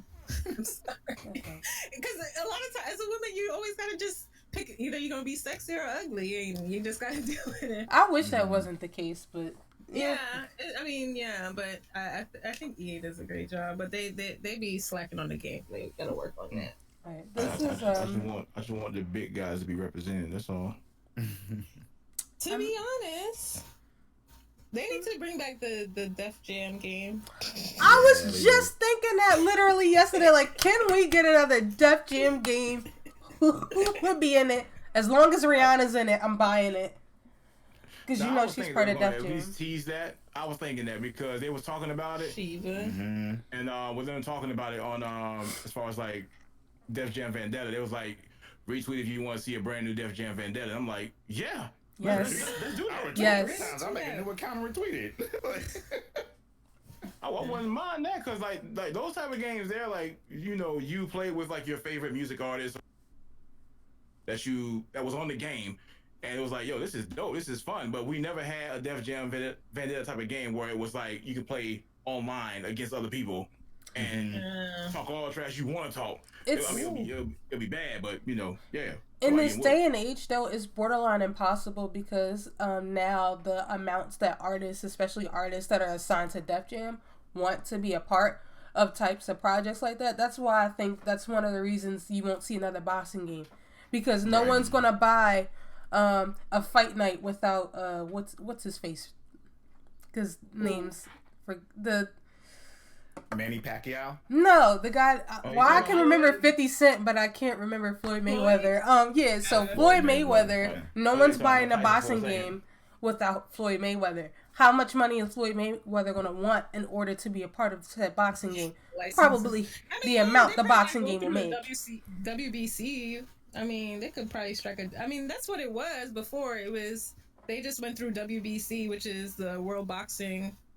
Like it's like the NFL, but for the boxing. You know, Yeah. it's like I think they have all the rights. Is that same thing for record companies? They have the rights to the artists. They ain't gotta ask for man. I own you. If I want- I You wanna get put you in the game, get I'll hit put you with in the all game. them lawsuits Right. though. Yeah, a lot of people don't have their own likeness, especially when it comes to those contracts. No That's shade. You could put their name on a lipstick and they don't know it, So, I mean, it's a little bit more detailed, right? It's like, oh, here you got to plug this. This is your new lip shade. Oh goodness. Oh, okay, But I mean, it might be. I'm not gonna say nothing. Hopefully, So- anything's possible. All right, back to this because we definitely got a little bit off. So just for you guys, what drives y'all to stream consistently or every day? Like when y'all hit that, go live button or start stream button, like what's kind of pushing y'all to continue to do it every single day, or as much as y'all can? I'll say for sure there's 2 things for me mainly. One is that streaming gives me an excuse and opportunity to play more video games. And especially this day and age, like I'm doing the art thing, I have the full-time job, I have a fiance now, it gives me an excuse, an opportunity to take time away from those other things to actually enjoy my game. And that is a really huge part of my life, and I don't ever want that to go away. So if this is a way that I can kind of make that happen, it makes total sense. Yeah. The other aspect of it is being able to share these experiences that I love so much with other people. And if it weren't for streaming, for example, if I were just to quit tomorrow, sure, you guys that I'm talking to now, I would have that opportunity to still connect with y'all because we've kind of established that connection, but we've established that because of this streaming platform, because we're invested in gaming and in seeing the industry grow, and continuing to do this means that I also have that opportunity to do that with other people who I mean, they're not going to be as awesome as y'all, but it's I'm still going to have that opportunity to do that moving forward. So I turn that camera on, I get ready, I go live, and I play some games. Sometimes I'm doing art, but I'm connecting with people, I'm having fun. One of my slogans is just enjoy your game. People will be like, oh, I can't believe this and that person will play PC games on a controller or something. It's who cares? Enjoy play the game you want to play and have fun. right? Who cares? Enjoy your game. We are to embrace the gaming industry. We're here to experience these things together. Hold on, Cheese. Okay. Mr. Overlay. Yeah, is anybody else seeing it? Yeah, you green, I'm bro. seeing that. Oh God, I'm dying. Don't die. Uh-oh. Get your health back real quick. Tell my mama and my wife I love her. I don't know what happened. You Turn okay? into the Hulk. Hold it You down. hit that, Oni. Oh, you talking about that damn controller? Oh goodness. Oh, no, let me see if I can fix it. Oh, there you go. Cute. Okay. All right. See the light? Don't go towards the light. What do you mean? Oh, it's my turn? Oh, yeah. See, I ain't know. Is it my turn? Yeah, it's your turn. I didn't know. I went green. He's an Xbox sponsor now. He's by the yeah. way. Alright. So, what drives me to jump on stream like almost every day?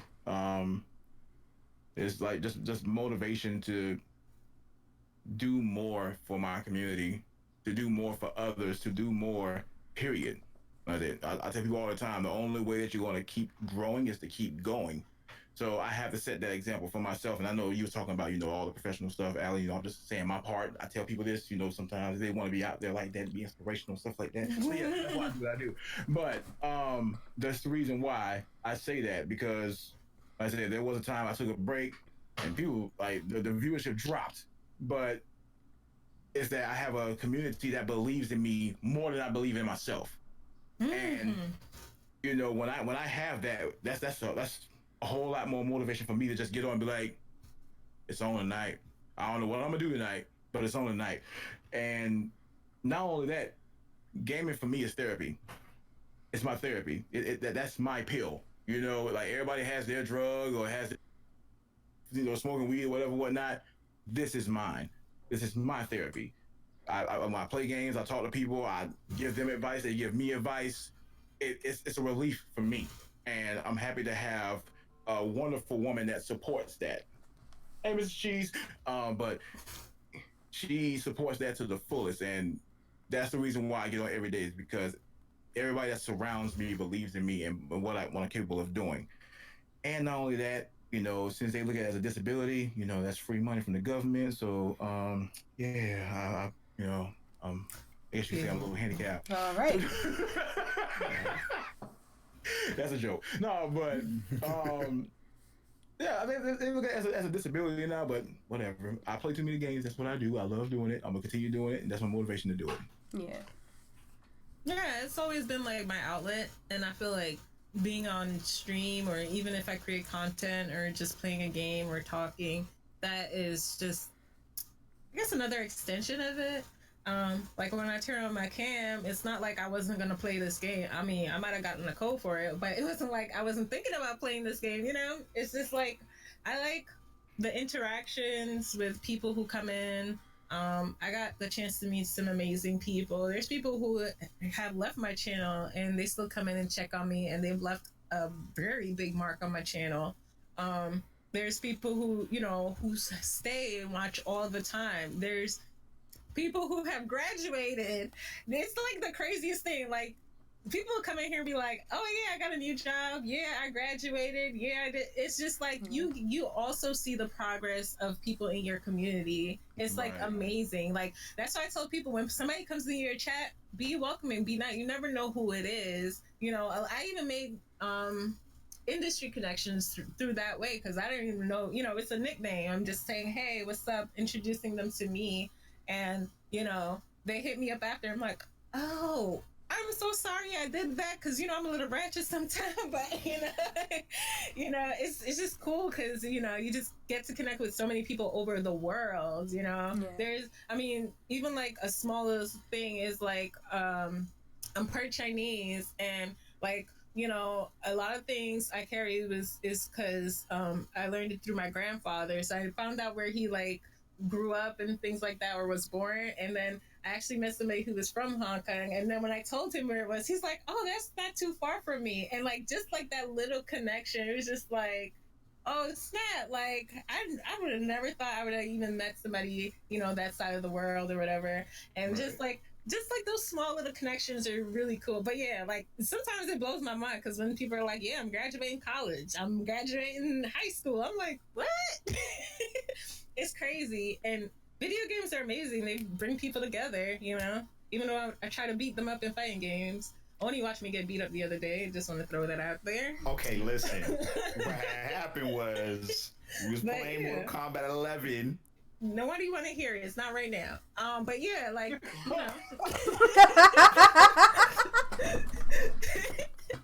I'm kidding. Everybody beats me up in Mortal Kombat. But yeah, like, I mean, just like those connections that you could just never get back. I mean, I even had, you know, like somebody who was in my chat who happened to pass away, and like, you know, I would have never met that person if it wasn't for Twitch. And we found out stuff because it became, you know, in the news or whatever. We found out stuff afterwards that we didn't even know. Like, you know, this person was partially blind but still gamed with us. This person was partially autistic and still gamed with us. And we only saw him as just like a regular schmegular person, you know? And like, when I think about that, I'm like, me and my community and everybody who knew him made him just feel completely, you know, regular schmegga. We just play games, regular schmegga. We just laughed, you know, and just had these good times. So it's a lot that comes with this content creator thing, you know, but I enjoy it. I enjoy it a lot. Yeah, same here. And you know, when you talk about that, like we never speaking with, and we never know any information about the person until like, you know, and we don't want to wait till it's too late. And you know, that's why I tell people sometimes all the time. Yeah. Yeah, I tell them all the time. Like, that's why I appreciate everything that you guys do for me. And like, you don't even know me. You know, you don't know me like that, but you feel like I entertain you, and you know that means the world to you. So and they spend the times with. I mean, how many hours do we stream? There's people who come to every stream, bruh. For the and whole it's just thing. Like, right, and like every day, and you're just like, how many hours did you just spend with me? Like, that's crazy. Even if it's just one person, or like it happens once, like that. Right. I say this all the time on my streams, especially at the end of it. Like when we're ending, it's been like 11 hours. I'm like, y'all, listen. There is nothing more valuable in this life than time. And y'all just spent all day with me. Like, I can't ask for anything more than that. Right. That's it. Like, thank you. And even if it's 5 minutes, as long as you enjoyed that 5 minutes, that's time.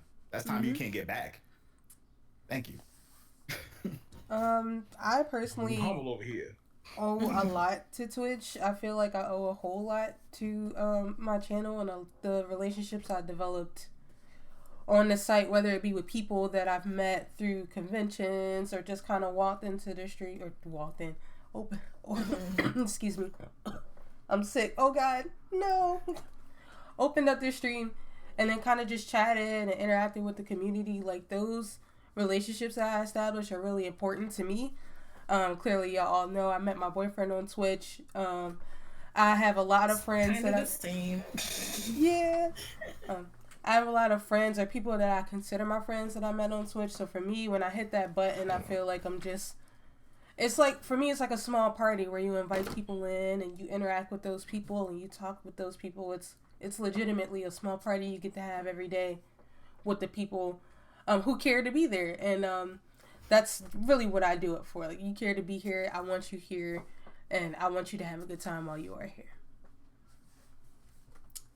That's legit. Okie dokie. He'll be right back. Yeah. I guess we can move on to the next question because it might actually.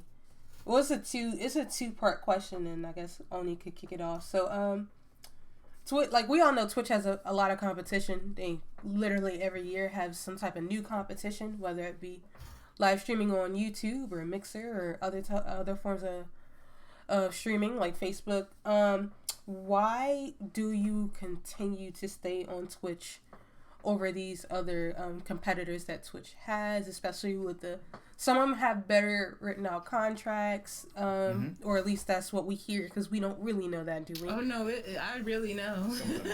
Some of them are miles better. Yeah. Benefits, honey, come on. Yeah. You ain't gotta buy draws again. Right? Like, you can get a salary in some of them. And I'm people sure have paid like their rent for a whole year.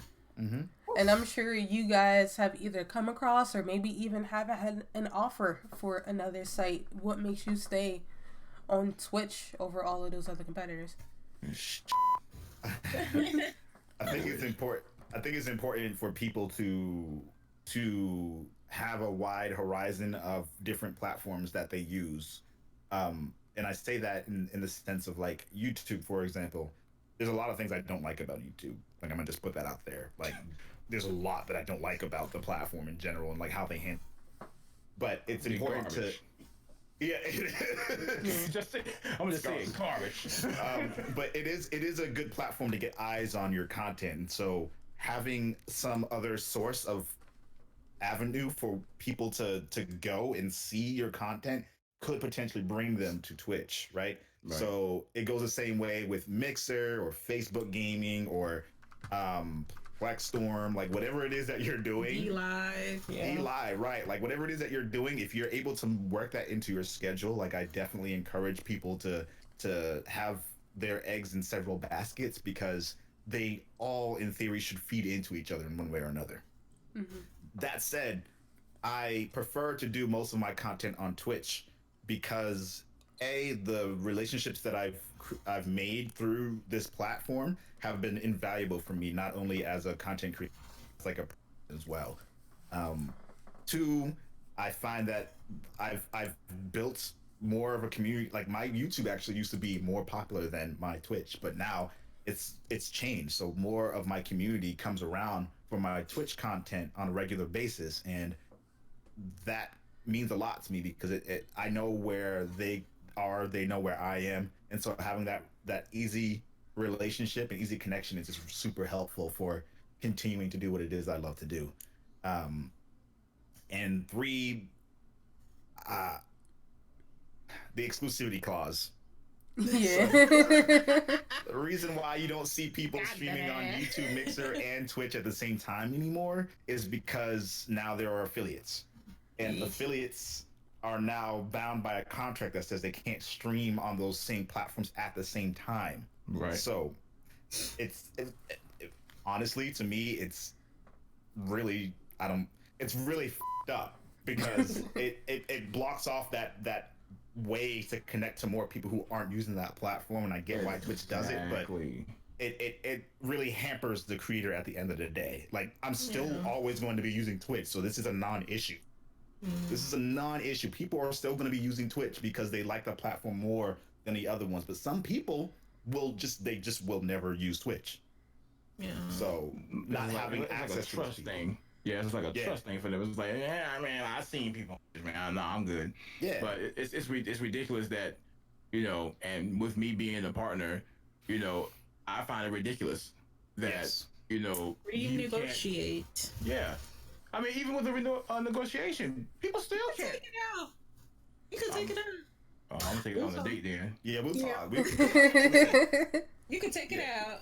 I'm wondering if we could renegotiate our affiliate because it's been renegotiate because it's been a year. Usually, there's a limit on contracts. Sorry, I don't mean to go there, but there's usually a limit on exclusivity, and I don't understand. But go ahead. Sorry, Big Cheese. No, you're good. No. But I mean, I feel like I've taken my name on every platform possible. If you heard about it, my name is probably taken on there. Not that anybody wants it. Either that or Alley Cat. Because even on Mixer, I'm Alley Cat. I cannot for the life of me get it on Twitch. Even though I have the search, which is crazy. If you put Alley Cat in Google, it's Twitch. I'm pretty much the first one. But a lot of it is... So I have tested several. I'm not going to lie and say I haven't thought about leaving because there's a lot that frustrates me on here. But there's also a lot that I've invested on here. Because I have talked to staff, I have done some stuff under NDA. I think Oni knows some of that too. So there is some kind of like an investment. Here's the thing, I do want Twitch to change. Like, as much as I bitch about certain things and like about the platform, I do love the platform. It's just, there's just some tweaking that needs to happen and some things, and some of it has happened. I'm really excited from where it came from in 2015 to here. Also, a lot of times my community, they are also invested in other communities that are here, so like emotes and stuff don't transfer over, you know what I'm saying? Like, so it's like I don't want to make them, they have to kind of invest into another thing. I mean, we've tried Mixer and it was really weird because people had their cute little emotes from other people, and I'm not like that type of streamer where I'm like, you can't use your emotes here. We like, I see a cute emote, I'm like, where that from? So it's like they didn't have that much stuff over there as they did on Twitch. I think YouTube is a great, like I believe what Oni and Chi say, it's a great girlfriend to Twitch, if that makes sense. Because, but there are some people on YouTube who it's like pulling teeth. They will never ever come on Twitch. They will. It's. I mean, even if you talk to sim streamers, if you talk to anybody who goes, comes from YouTube and comes here, it's like, it's literally like the same thing. We have VODs. We have, you could try to coast them in, but for some reason, they're just used to that. So, and I'll say I stick with Twitch because I'm a gamer, and Twitch is the #1 gaming platform. And Twitch is just gonna give me, I don't know how to explain it. It's a hate-love relationship sometimes. But in that order. Twitch, yeah, like Twitch has, this is what devs know. This is what a lot of industry, like a lot of the stuff industry-wise, esports is kind of gauged into Twitch. The other stuff, I mean, I'm here to help fix it, I hope. But yeah, that's why I stay here. I mean, but yeah, I mean, if that contract ever loosens up, child. Yeah.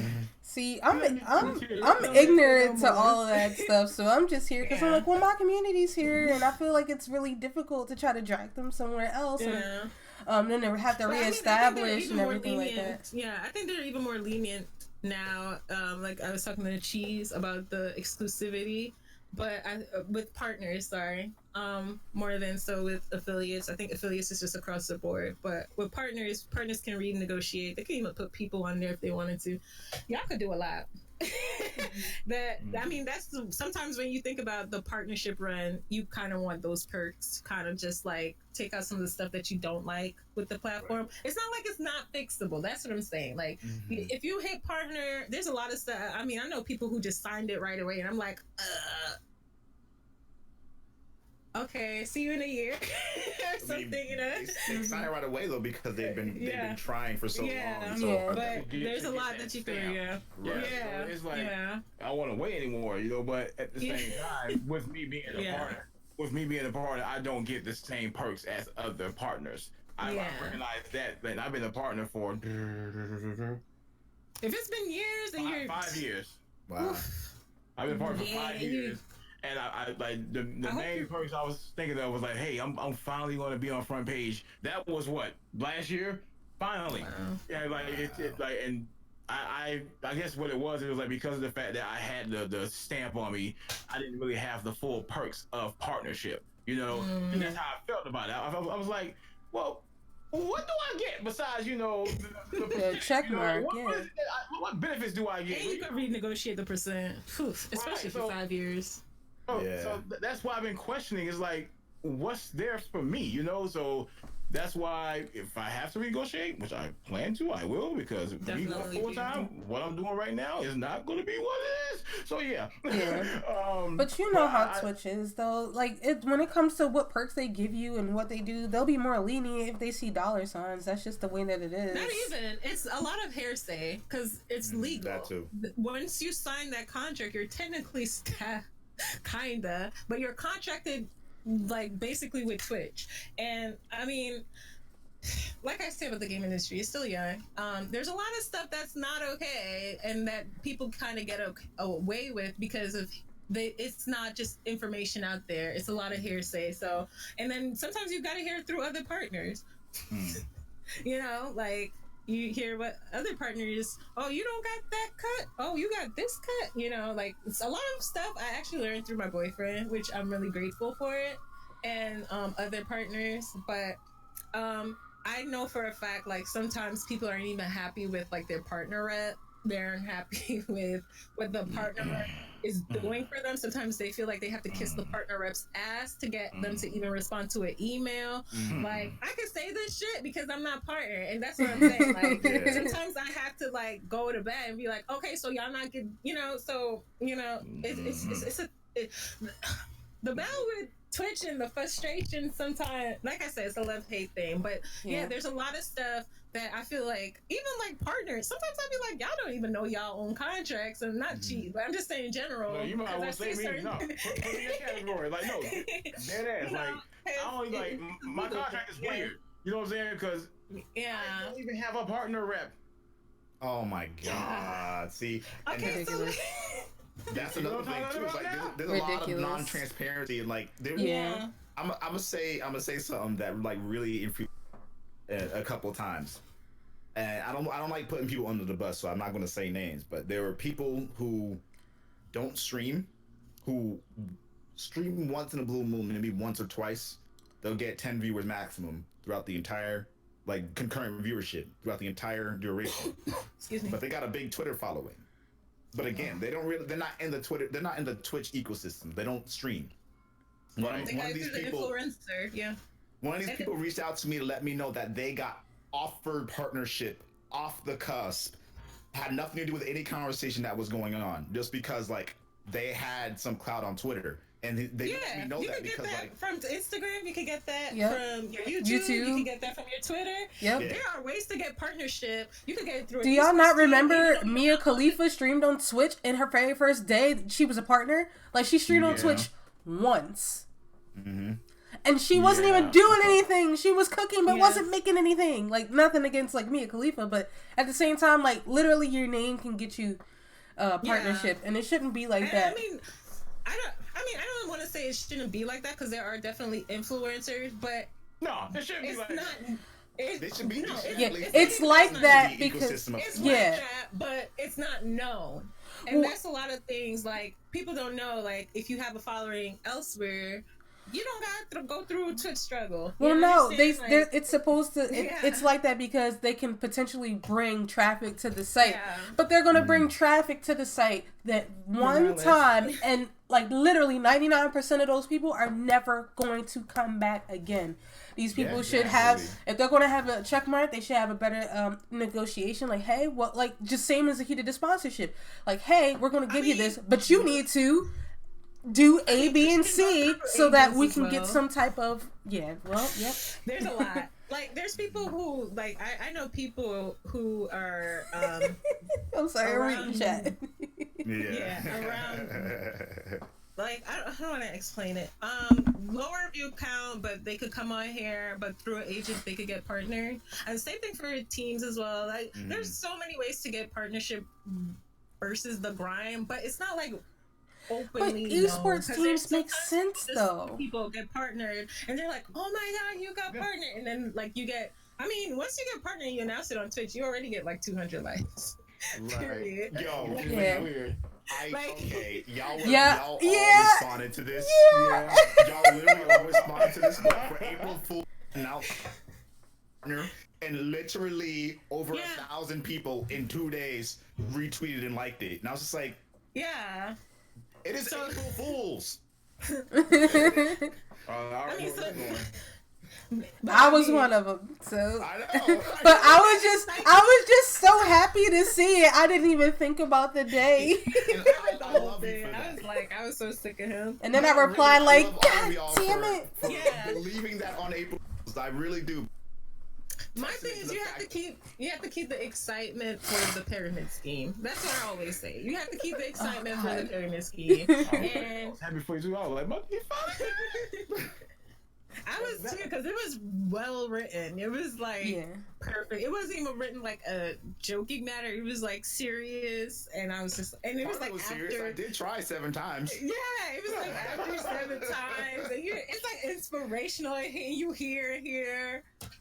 I'm not gonna say who Yeah. followed me, but somebody high up at Twitch followed me after that. I was like, oh god, this has gone on too far. But So are we anti-salute? I'm sorry. This is what I find interesting, though. It's like how individuals have to go through that process of the path to partner, and then when they make that path to partner, when they complete that, and you tell them to apply, boosting their hopes up, boosting their their motivation up. It's like, yes, I'm gonna be partnered, and then they Yeah, have you to still apply say for no. partner, and you still say no. Like that's what bothered me the most is that Because there don't jam isn't a people up. blanket way that they tell people to apply even. Like, it's not even an application, right? They just literally put out, well, they say it's an application, but they literally put a box and say, tell us why you should be partner.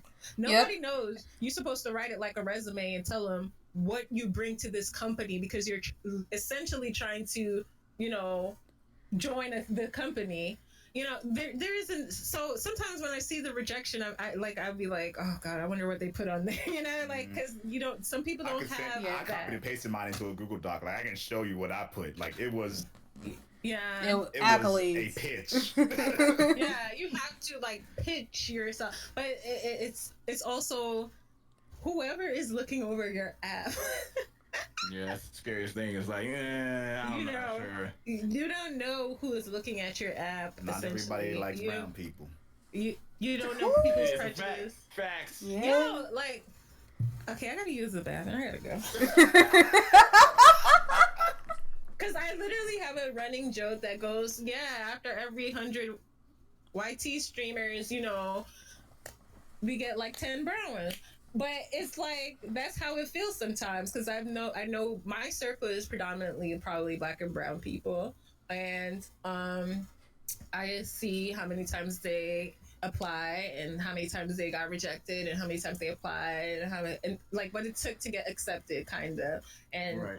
sometimes I was just like, okay. And it had nothing to do with networking. So if y'all coming at me like, who did they know? It literally had nothing to do with networking. It didn't have to. And then I also know sometimes all it took was a conversation with a certain Twitch style. And that's all I'm going to say. That's literally it sometimes. So. Okay, on to the next question. Yeah, so, and I don't know if it was prior to this, but I just think, what happens is the foundation is still kind of messed up. And I mean, like I said, that's why I'm still here. It's like, sometimes I try to make people aware of certain things, like, geez, like you can renegotiate. Like I try to make it aware because sometimes I hear stuff from here and then this person don't know. And then, you kind of have to make that connection because it's not blanketly known on Twitch. Yeah, you just don't know, and it's and you don't know. It could be like the smallest thing why you didn't get it, and that'd be it. So. You like, help me So out. yeah. Do me a solid. I tell people, I mean, and people sometimes they act Twitch and all this. I'm like, girl, you ain't acting nothing but the marketing team. And they don't have nothing to do with the partnerships team. They don't have nothing to do with the supports team. There's staff that can't even open the support portal. There's staff that they don't even know what's coming out until like an email the day before. So a lot of it is infrastructure, and I gotta stay woke. Stay woke. Yeah. Like it's sometimes ridiculous because sometimes you'll hear people if you watch I wish certain my streamers, Gatorade you'll was in hear a them cup know right things. now so I can sip this tea. They'll know things through the grapevine or a thing. And then there's sometimes it's just lack of awareness because there's a lot of stuff infrastructure wise. Like if you want to know, I tell people all the time, if you want to know what's gonna happen, features coming out, hit the Trello. It's literally there. Like I knew the week before squads came out, squads were coming out. And everybody was like, how did you know? And I was like, it's on the Trello. They're working on encode. They're taking off encoding first. They're taking off, and it's just there. But a lot of it is like misinformation, and you could be ignorant to it. I always tell people, be ignorant to it because unless it's like your contract, don't be ignorant to that. No. But if it's if you want to grow and stuff like that, make sure you kind of like know what you're getting into because it's a lot sometimes. Oh, sorry. Bless you. Thank you for the blessings. Amen. Okay. Yeah. So the next question is basically that well, we all know this. Over the years, Twitch has gone through a lot of changes since we started off. Like clearly, the affiliate program wasn't a thing before, but we'll get into the affiliate program later. But other things like cheering and a bunch of other features. Well, clearly squad streaming, a bunch of that stuff. Do you feel like the changes that have been implemented, at least because I think I'm pretty sure affiliates only been like 2 years, but the changes at least in the last 2 years have been positive for the most part, or how do you feel about certain ones over others? Because I know there's pretty much everyone has had at least one where they were like, this is amazing, it works for me really great, and then they have one that are like, yeah, this is trash, they shouldn't even do this. This is some BS right here. Well, you gotta remember though. Wait, it's not my turn. No, it's an open forum. Go It's your ahead. turn. All right, so we have to remember, like, there was no such thing as affiliation. Like, Yeah. it was partner or nothing. There was no minimum. There was only a minimum requirement for partnership. And how I look at it is this: affiliation has opened doors for people to, you know, at least start getting paid somewhere, because Twitch is basically a money route. That's Twitch in general. If you can make money on Twitch, you're helping them, but also helping yourself in a way. So that's why I feel like they started the affiliation, and they made it the smallest minimum possible: 3 viewers, stream certain times, amount of days, and 50 followers. I'm pretty sure that but my mama can actually get on stream and get 50 followers and get the affiliation. Now, I feel like that was a great benefit for people that always wanted to do something, as far as have their own emotes, have their own like get paid in a certain way possible, or like another route as far as having a part-time job, because some people do it part-time and they get paid as an affiliate. But it's very beneficial, even if like it's affiliation or partner. The only thing that I wish people will stop doing is fighting over the fact that affiliates and partners have separate things. You know, I despise seeing that, because there was a point you couldn't do any of that shit. Like, honestly, you couldn't do any of that. So Struggle bus. it was definitely a struggle. But now you have the opportunity to do so. You know, I don't want people to feel like they're entitled to it because, you know, now you have it. But Jesus, give it a break. Just rest, chill, eat a peanut butter jelly sandwich. You good? Like, we all get the benefit of it. The only thing I don't like that people feel like they deserve more, or they need more, they want to do more. I don't like that, because we all didn't get there by just, you know, in a privileged status. We didn't get that silver spoon with Twitch juice on it. You know, we didn't get that. So we had, some of us had to earn that. Some of us had, you know, contacts to get it. Like, that's how it's done. So that's how I feel about it. And I'll chime in too. So Twitch wasn't making money off nobody that wasn't partner. Fact. No, I disagree. I disagree. No. Wait, I'm gonna. I mean, ads probably. Ads, Yeah, which they still make money off of affiliates for, Yeah, because and they we promised have not affiliates seen it. ad revenue and haven't given it to y'all us forgot yet. GameWist came up. GameWist. Patreon came up. Mm-hmm. And were GameWist was huge making cuts. bank. Yeah. Like, Yep. I had a GameWist. I had people I on did too. there. I wrote an article on GameWist. That's Yeah. it's crazy. Like, cause people, I mean, we had people, and I'll say from my side, cause I was, you know, obviously I wasn't a partner or whatever, but it was just like people just wanted to figure out how to help you, Right. and you know, I mean, at one point I was like, "Is Twitch dumb? Like, y'all better buy out GameWist. What's going on?" Like, Yeah. cause it was like everyone had one, or Patreon, you know, for the fact. And I mean, even now that stuff is still growing. I don't even think people understand, like, with affiliation or just monetization on this website is still growing, because there's so much. I don't want to disclose much because I think I'm still under NDA, but there is they are looking for ways for like how like Patreon operates and things like that. So I agree. I can say something because I am an NDA. Listen, Yeah. all I know is that there is potential that there's going to be some type of It's salary untapped thing potential going on period. Yeah. in the future. And I mean, I think it's great for the platform. It's Hold on a just, second. I wish they honestly didn't. Oh, yeah, I just wish they honestly didn't take away the stuff that came with raids and hosts. I feel like that kind of. I mean, I know people say it's like, what's the word? Like you're boosting somebody or whatever. But at the same time, I thought it was like connecting communities. Yeah. And at this point, it's just like kind of weird because it's like I know people who are like, yeah, why would I even host somebody now, kind of thing, because it doesn't like do anything for my friend, and that's where I think they missed the ball with communities because it was even never on mobile. Right. Yeah. It was like kind of weird that they just kind of stopped it and it never went mobile. And I'm like, people, you only had a 3% because a lot of people use, mobile Twitch, which is kind of crazy now because mobile got crazy ads, bro. I know.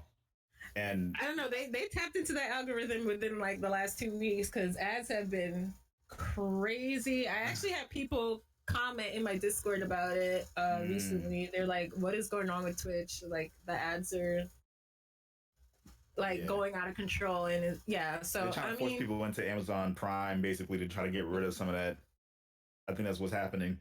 And I would even go as far to say like the squad stream thing. Ooh, Like, what a big fail! what a huge missed opportunity. Like I am so dumbfounded by that. Like Mixer has already been doing that. But that's bad infrastructure. Mixer had mastered that. Yeah. Like, before they even put it out into the public. Yeah, they mastered it. Out privately before we put it out to the public. So that's why they were more successful with it. So it was kind of weird seeing like, hey, we're gonna do the squad stream too. I'm like, okay, let's see how this works.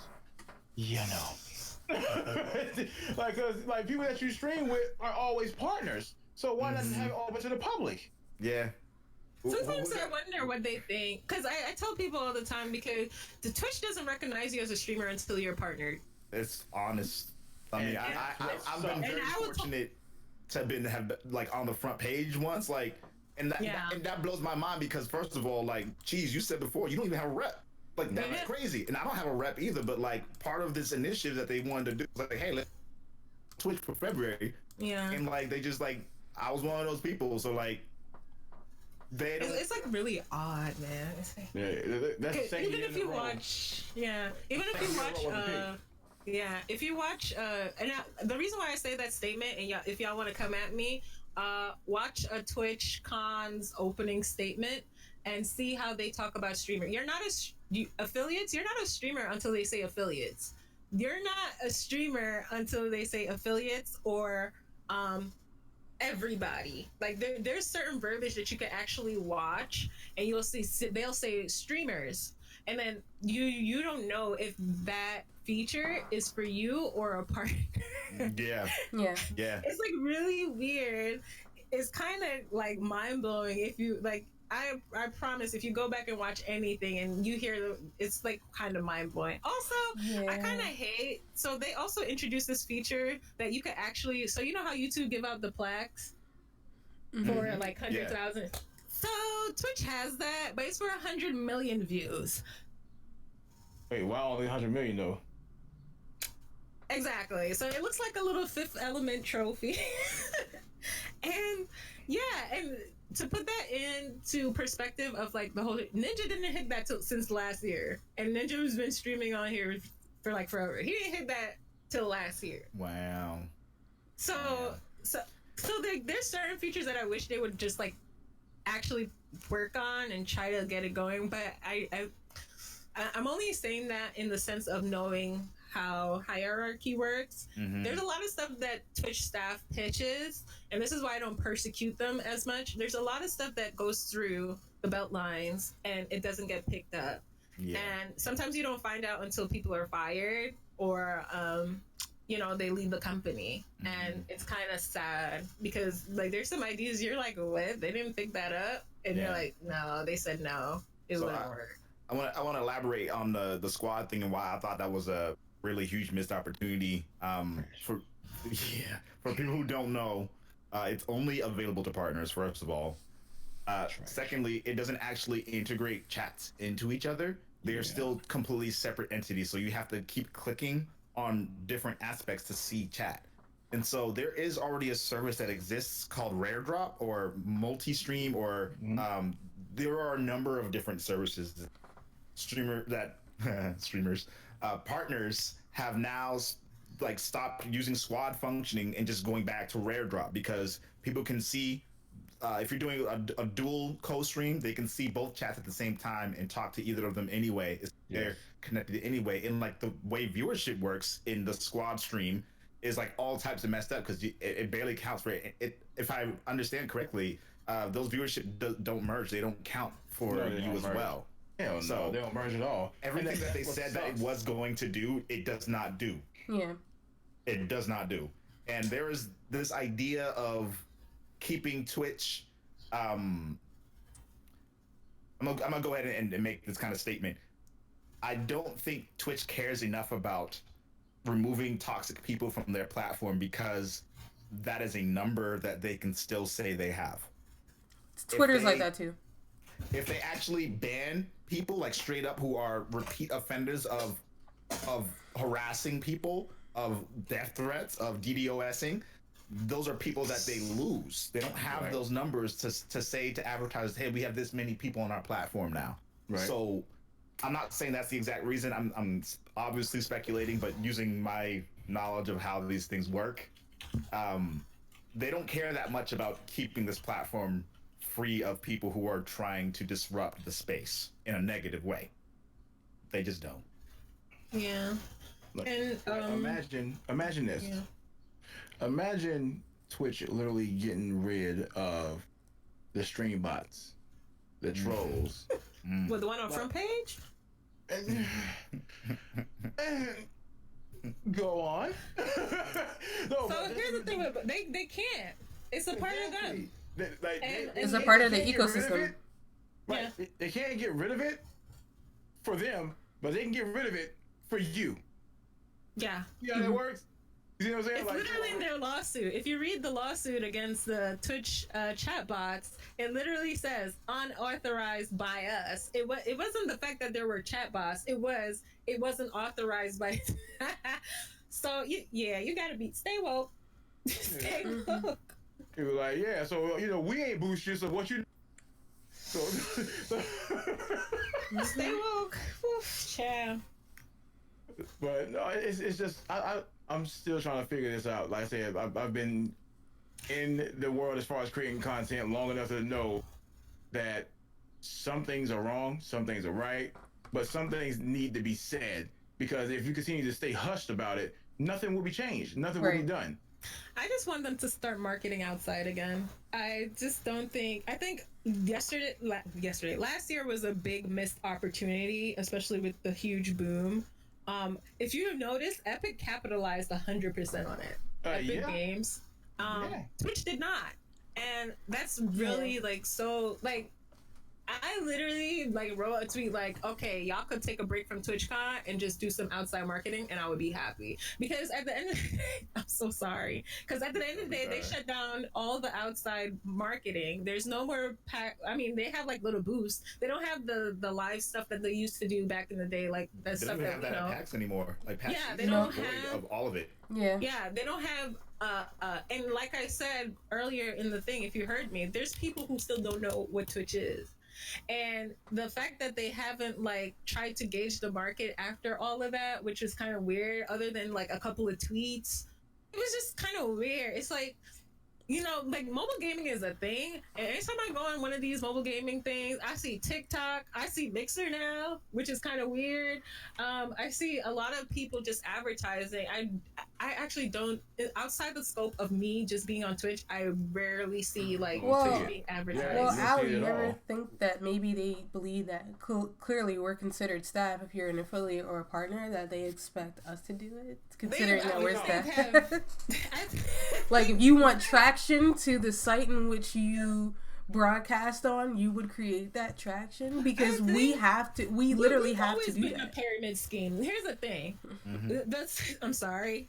If y'all don't know, I nicknamed Twitch the pyramid scheme because that's what I think the structure is. Not to say pyramid schemes always fail. There's one that's doing really great in the stock market right now. So here's the thing. There's a point where you have to grow.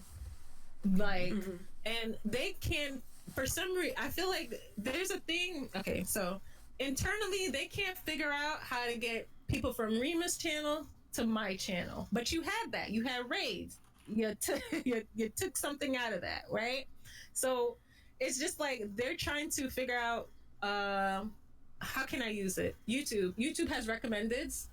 if you look at Mhm. recommended, they're looking for something like that for Twitch. But anytime They have it. try, It's on the front Wait. page right now. it's on the front page, but it's not on your page because every No. time they try, there is a big broadcaster who is ready to tweet.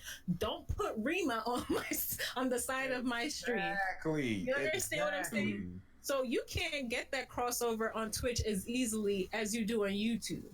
Yeah. The problem was that they were doing that while they were live. They were like, "Oh, Right. hey, you're watching Big Yeah. Cheese. Go watch Rima instead." Yeah. All right, So that that's ain't what they're right. trying to figure out. Yeah. I'm not gonna say they're not gonna figure it out. I think they can. I think the chat box is too big sometimes. It can be smaller, but you know, it just.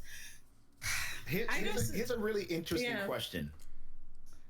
It's a thing. Where man. Amazon owns Twitch. Mm-hmm. Where on Amazon's site do you see Any Twitch Any advertising mention of besides the Exactly. Twitch Twitch? specific I section where you can literally shop. Just went on Amazon and on video. It is like it doesn't exist. And they have a complete but you gaming actually- section in which they advertise in actual games, Man, my phone on listens all to kinds me. of. If I Oh say my god! pregnancy 3 times, I'm getting a pregnancy ad. on Thank Twitter. you, Right. thank I cannot you, get a Twitch ad on Twitter. At all. thank I you. get The different Twitch moment broadcasts. you even remotely You search that understand? you're shopping anywhere, So, it'll pop up as an yeah. ad everywhere. But Twitch, for whatever reason, does not do that for you. I sure did sell that Avon Laza. I'm sorry. Oh my god, I You went to get buy a married? necklace for my mother, and Ooh. for the next month, all I saw was advertisements from the website I went to go check out a necklace. I never bought anything. I did Avon. I did Herbalife, which is doing amazing, by the way. So yeah, get your lives. I listen. And the I get other it. It's thing a- is that Yeah, like go ahead. Epic with Fortnite partnered with, you know, outside companies like Samsung in order to get TV networking, so people know about Fortnite whether you play video games or not, because they're advertising in places other than the internet, right? Why can't Twitch do that? Why are there only like billboards maybe in California? I have a And gaming suggestion. is so Whoever's prominent in in that the department- world. Whoever's in that department failed miserably. Miserably. And that's what I'm gonna say. I have a theory, because technically we kind of know Twitch staff, but we don't know what department they lay in. Or technically, I don't think there's anything. I've tried to look on the Twitch site for. There's only certain people that you could kind of find, but when it comes to anything, it's just support page. You go through the support portal. Even if I'm like Nike, I probably, if you go Nike, can you contact Twitch? Nike's gonna go how? Because what do they have to do? Go through support portal? Like Yeah. there's literally like, or unless, and I have a LinkedIn, and to be honest, that's how I find out a lot.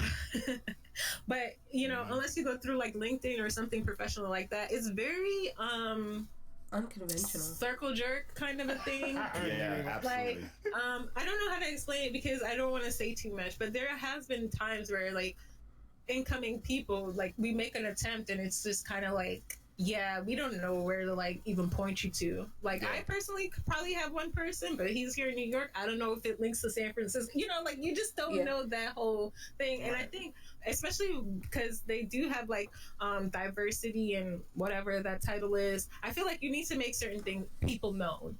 Yeah. Say, you know, like certain things. There's a if you contact have, for if you have business inquiries, Yeah. if you have inquiries about like yeah, and it's just not adding Twitch or, you know, going through 10,000 LinkedIn's. You know, it's just kind of crazy. Like, it's weird.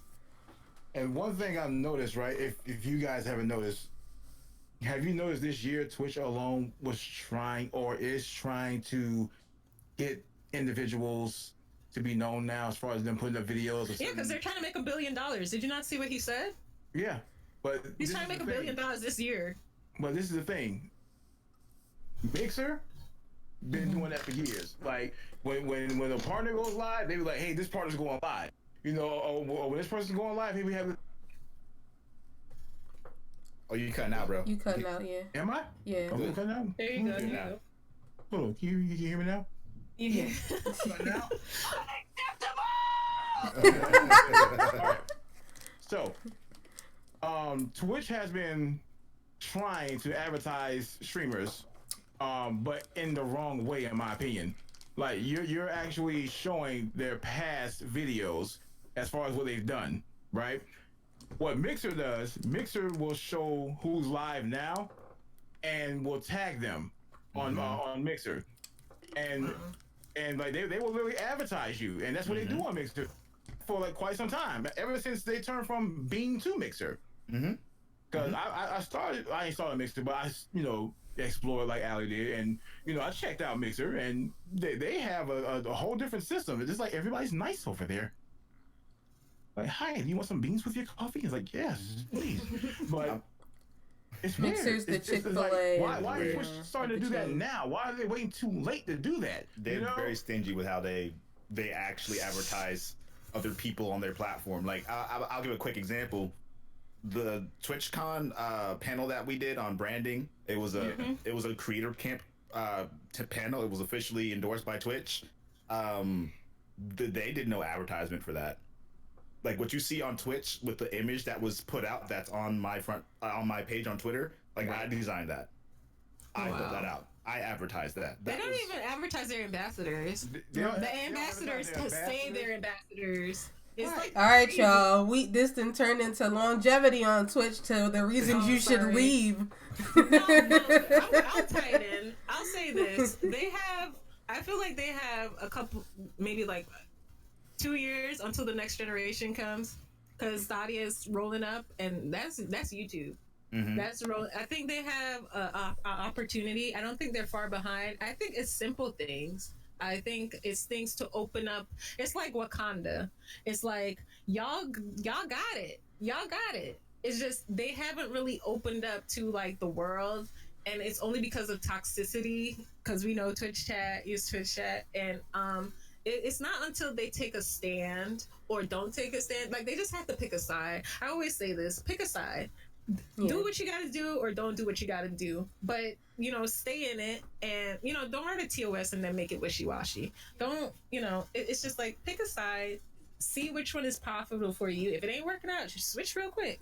I'm saying? Like it's just it's not that, but I try to have hope for Twitch, because like I said, there are staff members that are working to help Twitch. It's like really weird. Is there staff members on staff right now that are trying to help the platform, and there is somebody up there that will knock it down, and that needs to be solved. Basically, we just explained what to prepare for in regards to Twitch. So Right. it's not like we explained the longevity of Twitch, but at the same time, you need to know the background of it. Yeah. Don't jump into the pool knowing they ain't got chlorine in it. That's all I'm saying. Yeah. Know that they don't own you, right? Like. right. I haven't addressed too many questions in chat, but one is in Twitch doesn't advertise streamers; they advertise Ninja, and I think their main reason, it's the same way that YouTube does PewDiePie, and it's not necessarily Ninja's fault. It's the traction that he gets, and when they see you as a cash cow, they're what you're gonna put first. If that's what's known to people, that's the one way they know they can get people to come to the site, then that's just the way that they're going to take it. It's not much us or Ninja could do about it. Like, if they were to promote me, they'd be like, oh, well, I mean, who the hell is she, right? But if they were to put T-Pain on the front page, right, more people would come to the platform. Yeah, because he like is a legitimate gamer who doesn't stream regularly, but when he streams, like, he really does it.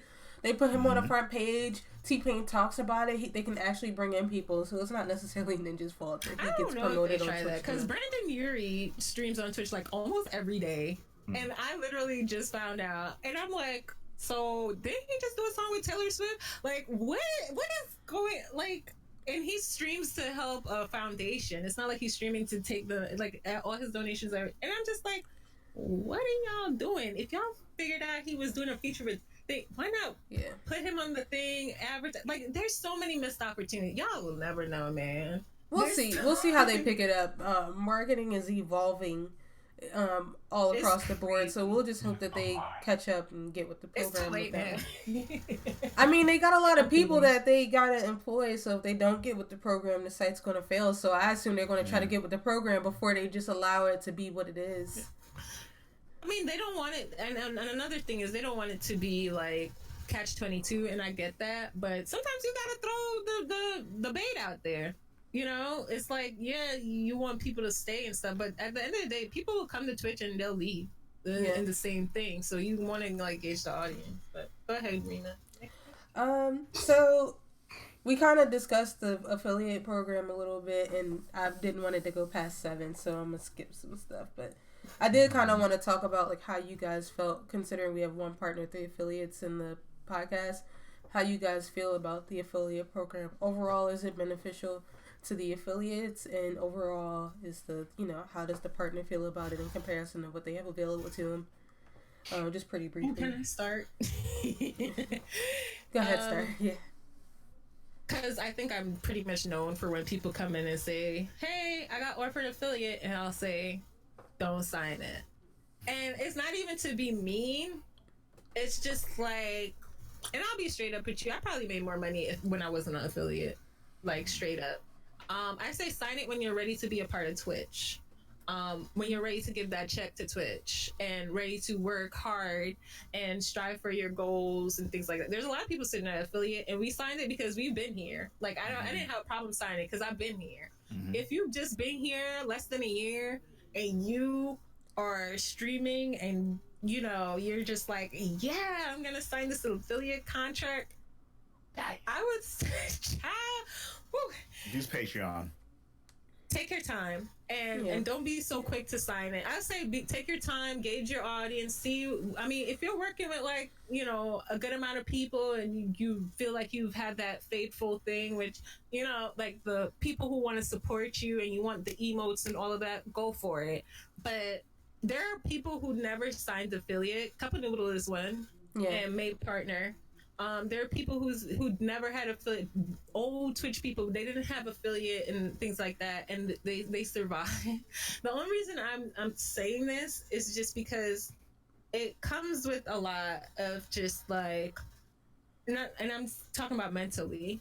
You have to keep up. And you have to make that 100, or else they're going to take that 20. What is it, 25, whatever? That you gotta work at it. And I guess if you could cash out in 15 days, go for it. But take your time. Don't just sign it right away. You know what I'm saying? Like, it'll start messing with you. I don't want to say that, but that was the big issue with when affiliates first dropped, like when they announced it, and then when they started announcing that people were getting affiliates. So look out for your email. It was quite literally driving people mentally insane, because if you weren't a part of that first wave, you were like, oh, was I just not good enough? I've been doing it for this amount of years, and I've been like, am I not good enough for affiliate? I'm sorry, y'all. It took me like 2 months to get it. Like, it really caused a storm. But I think we're in this time where it kind of calmed down. Like, you're not missing a boom. I could, if it was like last year when Fortnite was taking off and you stream Fortnite, I'd be like, girl, sign that joint, get your subs in, whatever. But I feel like we're kind of in a down. I don't want to say a downward, but we're in like a downtime. Take some time to learn your audience, learn some stuff about Twitch. If you got everything set and you're ready to go for it. But don't think it like justifies, like, I think a lot of people think it like if they get like 100 subs, it reflects to Twitch that they can make money. It's like, to them, it's like somebody has 35,000 subs versus your 100. It's like, but take your time and just learn about your channel, learn what you do. So, like, I would say, work on your resume to apply for partnership before like you even like think about some stuff like that, to be honest. But yeah, if you're getting down with Twitch and you want the Twitch check and all that, go for it. Why not? I'm not going to discourage you. I feel like the affiliate program has been, I feel like it was a necessity out of the platform. If they didn't do it, they would have continued losing money. Yeah. And we talked about it before. GameWisp was like, I was making money off of GameWisp. Not that much, but like, I was making money off of GameWisp, and none of that was going to Twitch. So from a business standpoint, it made sense for them to do it. I like affiliates. I like being an affiliate. I think it's an important stepping stone towards sustainability of some sort. Not necessarily like I'm going to be able to quit my day job to do this, but it helps. It helps a lot. And I personally think that the 50-50 that many of the contracts are. Your exclusivity. Oh my The god. exclusivity, like those are the things that I don't agree with. Think they should be looked at. They should be changed. They're exploitative. Yeah, and They if you're just- sitting they at just 3 are. viewers, you don't want that. Trust Yeah. me. Yeah. You want to stream as on everything. Get your exposure up. Twitch is about exposure, so you want maximum exposure. So if you're ready to sign away the exclusivity, like I said, I was ready because I've been here. Yeah. Yeah. But if you're not like there and you're like, yeah, I need more people to come see me type of thing, don't sign that away. Yeah, because you Trust can't me, use it's- Restream.io to reach all those audiences. So I would recommend what Alley Cat said. Like, if you aren't at that point where you're seeing a lot of kind of traffic, then maybe look at that. Maybe figure out like if that is really what's best for you, and look at Patreon. Like, you can offer what you would offer as a Twitch subscription through Patreon, and like the split for that is like what 70-30. It's way more Yeah. lucrative in terms of like what you're able to get back from it. So like, Yeah. I'm part of this. I'm an affiliate. I'm a part of the infrastructure. I have like an email. It's part of the brand essence. It goes and travels throughout the rest of the Twitch ecosystem. So like, it just made sense, but it might not make sense for everybody. Okay. I also think people forget that you can lose your affiliate. If you do not, if you cannot hold, so I think it's like a year's worth of time. I can't remember, but if you can't make like $100 within that year based off of revenue, you could lose affiliate. No, actually, Which is not even bad because you could have the 100. It's just, Yeah. It's just, I don't even know. Because at the end of the day, you can have people who want to support you. And like, I've had that. I have people who, I have that, sorry. I have people who will support me regardless. If I'm like, my internet bill is not paid, somebody lend me $20. I guarantee you somebody will lend me $20. And it's not like I don't play on it because I understand, like, you have to understand like what you can do and like your power. It's like a thing, you know? And you just, I feel like exposure, especially if you're smaller, it's like such a huge thing. And I kind of mess with it a little bit, but you don't realize until it's like gone kind of a thing. Like, it's just, it's really big, and it's bigger than some people, because right now that's the big deal, right? Like, people don't have exposure. Twitch has not exposed since maybe 2 years ago or something, because there was a time where even if we were non-partner, we could happen to hop on front page, because front page is kind of like a trending thing. So if like 70 people jumped in your chat, they might throw you on front page, and then you would just be boosted like out the, like, it was crazy because people, and what was wrong with that is people didn't know how to handle it. It was just like 1,000 people in your chat, and you're like, you know, going crazy. So it's just like certain things just have changed. So you kind of want to adapt with the times type of thing. Like, that doesn't happen anymore. Front page is planned. You understand? Yeah. Months ahead. Yeah. Right? Months ahead. So, you know, you used to be able to post on certain Reddits. I used to be able to post on the Twitch Reddit my stream link. You can't do that no more. You understand? Like, there's certain things that you just can't get exposure like you used to back then. So if you're looking for, right. So if you're seeing, the reason why you're seeing people who post like clips all the time, like I tell people, I'm like, post a clip every day. Yeah. Let it go. You know, like you just had to post on Instagram. That's what happened with Ninjas. He didn't even post on Instagram. Somebody else posted him on Instagram. He said that. He said literally the way I caught traction when it came to Fortnite was if I had a crazy clip, I put it everywhere. Because somebody exposed I put it them. everywhere. So the reason why we're saying like it's that exclusivity thing is a big thing is because it narrows like, if we could go live on YouTube, Mixer, and D Live and all these other places that restream, it would be like we wouldn't have to worry about like the scope of things as much as we do, because we would have like multiple outlets. But now, I mean, I'm pretty sure everybody here probably like has, and even now with Streamlabs has the website thing. Bruh, if we had that in like 2 years ago and no exclusivity contract, Twitch would be crazy.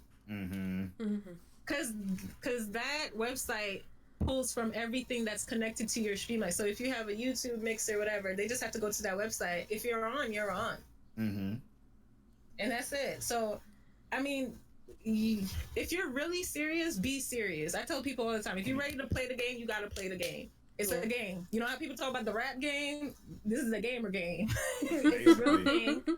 It's a real thing. You have to get in with sponsorships. You have to get in with game companies, and you have to get in with platforms. Right. Because you see cheese, like even on this platform, there's a game to be had to get on from paid.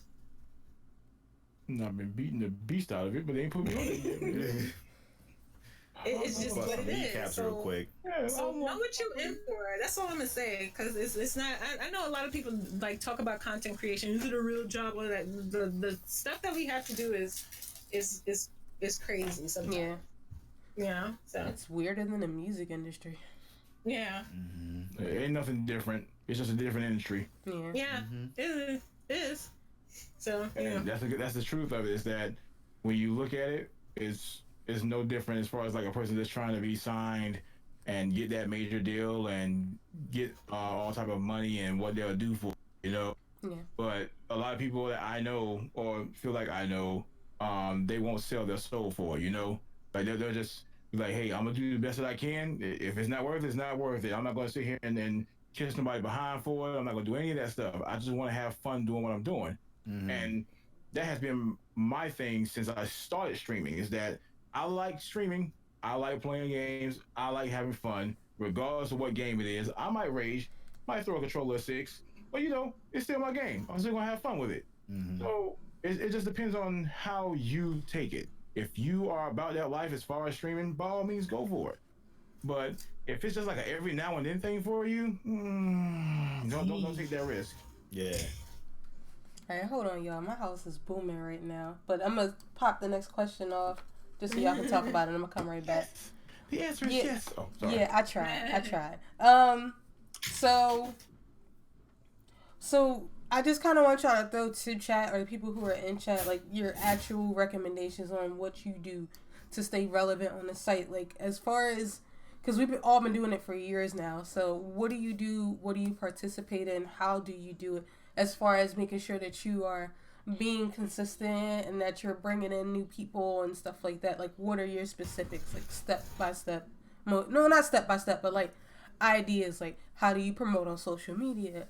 How do you, what do you do to get your contacts, things like that. So just so people have an idea of it, because a lot of people don't really know how to do those things. Ali only just put me on to a lot of stuff recently as far as how to get, how to go for sponsorships, how to go for other affiliate programs, other types of analytics sites, stuff like that.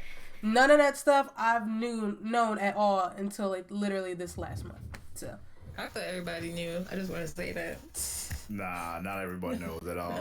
Trust me, you will be surprised. It's like you gotta have your set up so people can know exactly how things work. Like, hello and welcome to Twitch. My name is Big Cheese, and I have my assistant here, Black Oni. Black Oni. Oh, hell yeah. Yeah, so we're going to teach you the fundamentals of Twitch. Like, and that's how it works. It's like people don't know. Like, you have to teach them the fundamentals of it, but if they don't really understand the fundamentals of it, they're not going to go to the next level. Right. I would say be yourself. Yeah. That's like number one. Because you can't talk to somebody in person if you're not yourself. Like, it's so weird. There's some people that I know, like, on stream. And it's not, like, a slight or anything, but, like, when we go to conventions, I purposely try to help them because I know they're a little bit more introverted or something. If y'all know me, y'all know I'm extroverted. So it's not really hard for me to talk to people out off stream, but yeah, like there's some people who I know they're introverted, and so when I see them, I'm like, hey, let's go talk to this person together and just like be there, that person. So also make friends. A friendship will take you longer than a collab would. Like,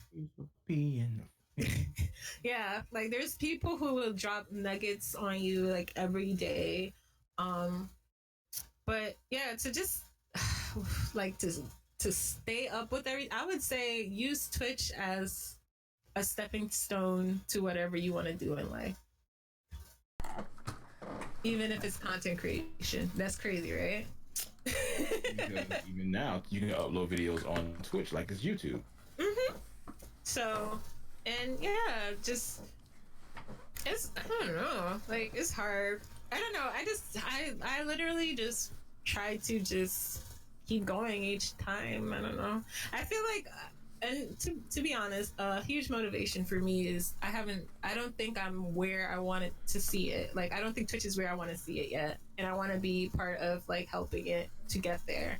And even if I'm just like an ant in like, you know, on the earth or whatever, I want to be able to help not only the platform, but help the people on the platform. Because there's so much information that a lot of people don't know.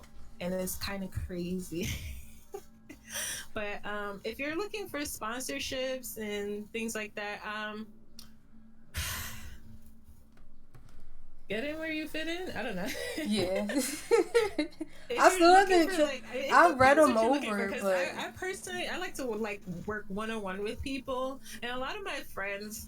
The one thing that I know about them is they don't like to promote themselves, and it's like really weird in a sense because like, girl, you talk on the camera every day, and it's like, look, I'm not really ready to put, you know, this tweet with me looking crazy on the internet, you know, and that's okay. But I say find somebody who is willing to, or make an alt account. Like, there's so many ways to get around like your personal feelings, and a lot of the times it's stuff that you don't like that will kind of go, I don't know, I don't want to say viral, but will kind of like get people to notice you. So but yeah, like, stay woke. I don't know.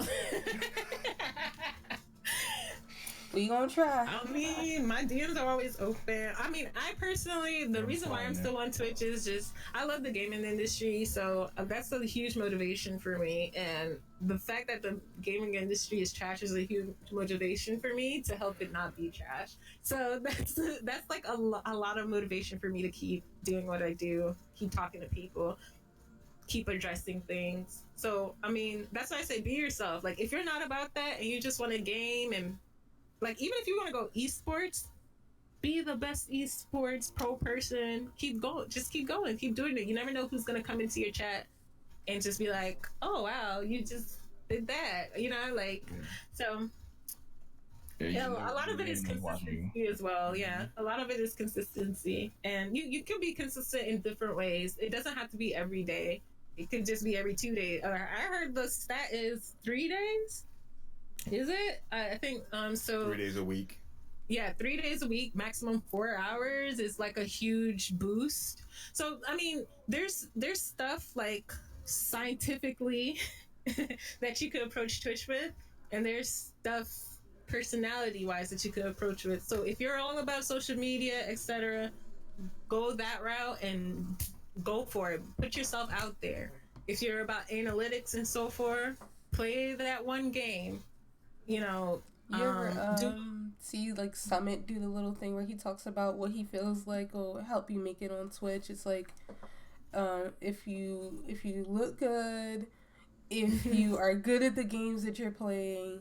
Yeah, like there's so many. Like it's multiple paths, and this is why I don't like a lot of the PSAs, because people try to put you in a box. You don't have to be in a box on Twitch. Yeah. You could legit be yourself, because I believe in the law of attraction.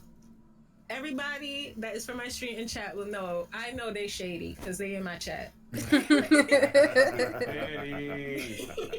I tell them all the time. I say, I know all y'all are shady. Don't try to be good in my chat. But you know, if you're that person, everything that you are, if you're problematic, you're gonna attract problematic things. If you're not problematic, you're gonna, you know. And the mod bot, I wish I had that when I first started, because I've been 4chan twice.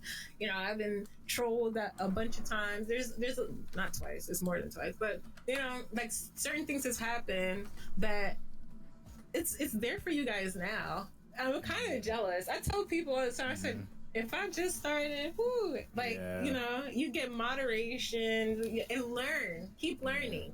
Yeah. Right. Keep learning. There's still things I'm learning to, you know, to this day. There's still things that I'm sure I can offer some insight on, but like every day is a learning experience, at least in some way.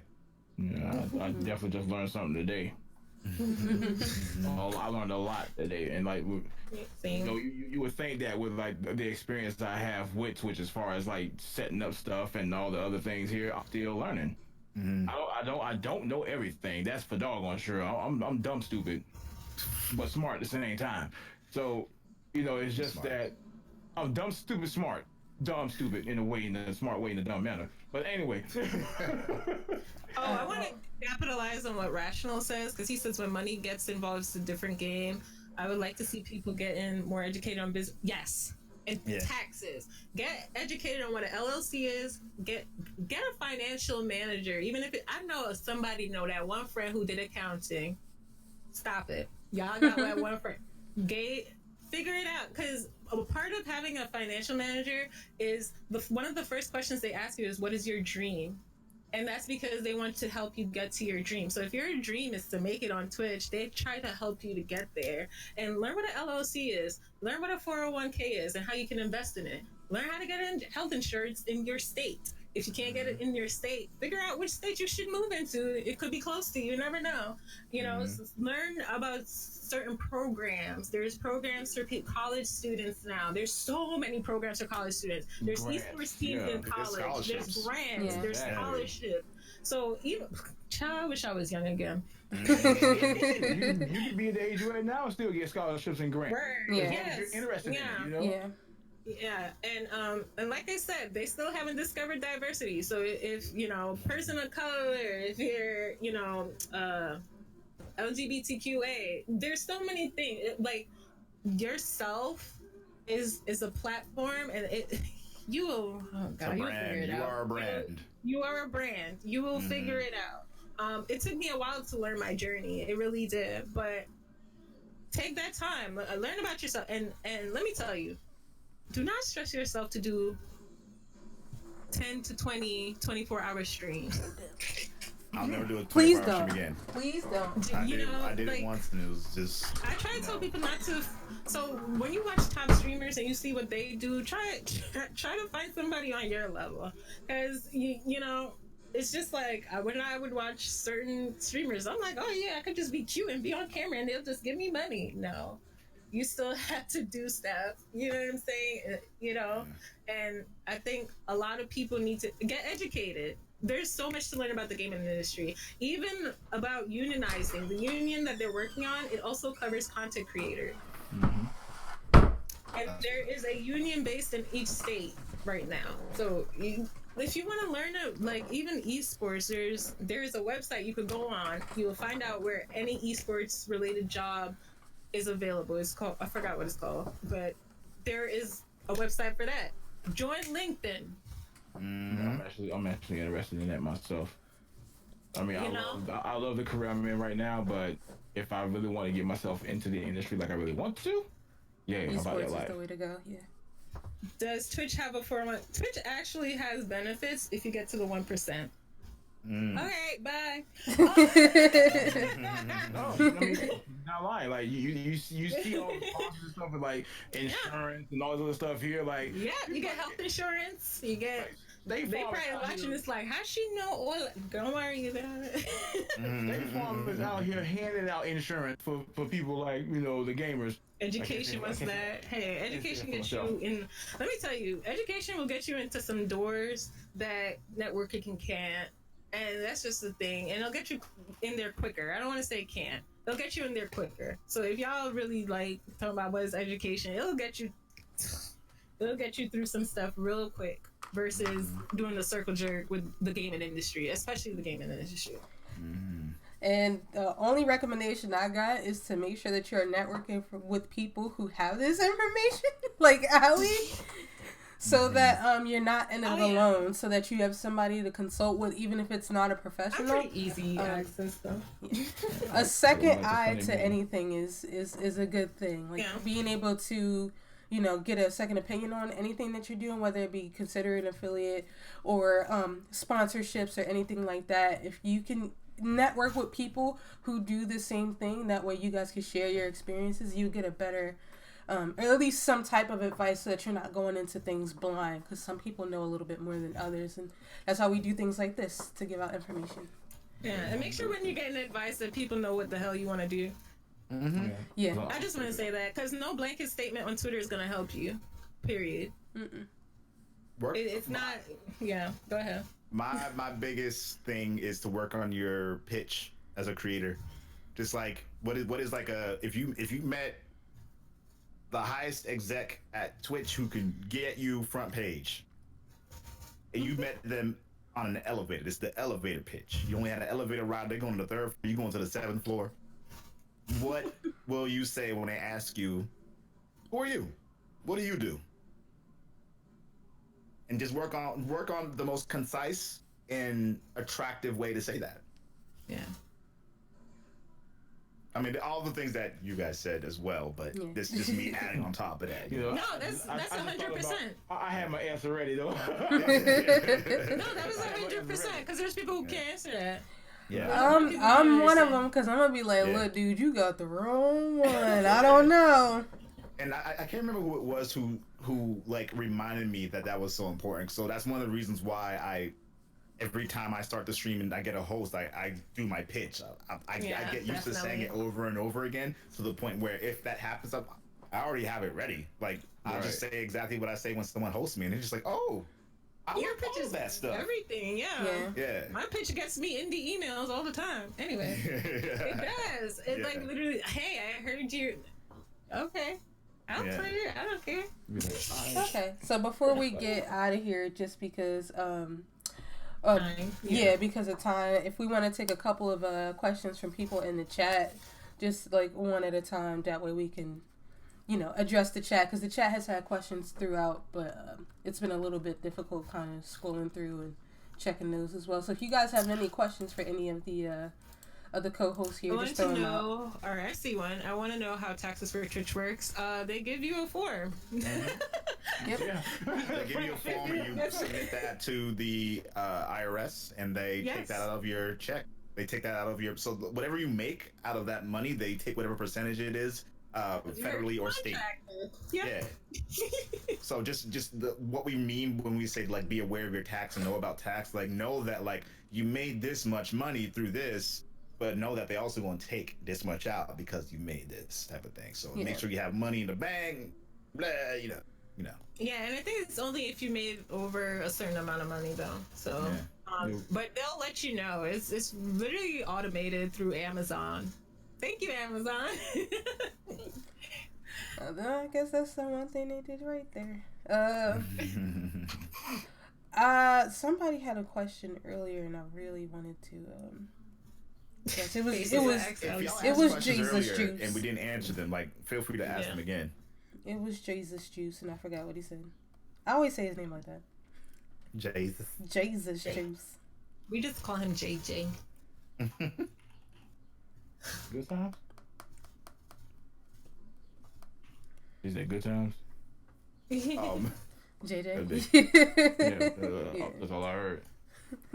Sorry. Oh, I guess we gotta wait. I gotta use the bathroom. I'll be right back. No problem. Yeah, I feel you. I had to leave a second ago. Faceless is like, questions. Yeah. You And forgot feel him. free, everyone at home, to share the podcast with other people on social media so that they can also be educated on like Yeah. what's going on. I'm gonna take the VOD, and in the next day or two, it should be up on YouTube. So if you guys want to run it back in case you missed anything, it should be up soon. Good. Yeah, life insurance. What about health insurance? Yeah. Health. You're not gonna get health insurance through Twitch, but you can quite literally, if Twitch is your income, you can tie it to like as far as paying for health insurance. Like I know where I live in my state, you can get public health insurance, and when you tie in what your wage is, if Twitch is your main wage, then you can either get free health insurance or health insurance at a discounted rate. But it depends on what state you're in. There's literally a website you go to for that, and you just tie in the information as far as your financial info. I ain't gonna get political here, but there used to be a way that anybody can get health insurance. Well, most people. Anybody. Oh, we got a question. Why does it seem like they don't care about the viewers that use the platform and the affiliates that are trying to come up? especially with how much we complain. Like, why Twitch doesn't care? I wish we had an answer Shoot, I for wish I had why an answer, Twitch too. doesn't care. But You know, Oni said money. earlier that it was a numbers thing, and again, it's mainly the simple fact that sometimes correct and a lot of things that we would complain about would take people away from the site. Like Twitch is a big trolling area, and if trolls left, like their numbers would drop substantially. And again, they wouldn't be able to pitch or market, the success of their site if they don't have the numbers anymore, literally because they're cleaning it up. It's the same reason a lot of social media sites don't ban a lot of, or permanently ban a lot of people, or IP ban a lot of people. It's the same reason that certain games don't do it. It's a numbers game, and the numbers equal dollar signs, and no numbers means no money. So that's pretty much why that is. What question was it? the question was, while I know Twitch is a business at the end of the day, why does it seem like they don't care about the viewers that use the platform and the affiliates that are trying to come up, and especially with how we complain? All I want to say is that they don't really care about us. I don't know. I would. That's something that stumps me. Yeah, the only answer I have is what I supplied earlier. Yeah. Tell me what has become of my life. Is streaming on console starting out until you get a good following, a good start? Yes, just if you're doing it on PlayStation, don't use PlayStation's ugly ass display with the comments on it. Like, just read your comments off of another. Yeah. I used to read mine off my iPad. Like, I read my chat off my Phone, iPad. iPad, yeah. Just don't use that ugly ass I used overlay. it for a long time. I didn't have a streaming computer until like not Same. November that just passed, but the November before that. Like, I didn't have a streaming PC, so I was doing it all. I don't even know when I got my PC. And you can I mean, I also had a hold a high PC, but quality. I didn't have a capture card, I think. Mm. A console is good because you'll see, especially if you don't use cam, you'll see what kind of like personality kind of got there. Because I started without cam, and and especially people who are playing the same game as you, they find you real quick. And also Twitch has on, I don't know if they still have it, but they used to have, you could they have a separate thing if you're on PS4 and Xbox. Do they still have that? I think so, on the front page. So people can find you. Yeah. I think it's under recommended. I don't even use it no more. But like, if you have friends on your PlayStation, for example, like they can They get can signed up just to get right away, notifications, and like you can just watch. Because we ain't got no directly good from there. notifications here. Nah. Jazzy, I'm gonna address in the chat. If people like you, they won't worry about the quality of your setup.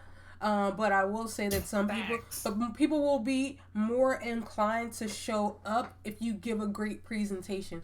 Like, if I like my homie, I don't care what their house look like, but if they buy a brand new one in the furnitures, I'm like, I'm here every day. And that's just with anything. Representation or presentation, but rather, is means a lot. And if you can present something original, that can get eyes on you as well. It's not just your personality won't shine through if no one takes the time out to look at you, and if your stream looks like whatever the fuck, then people literally won't click on it. So or they'll click it for a second and be like, this like the audio is like, What the hell is this Mario Brother bit? Sound like a uterus.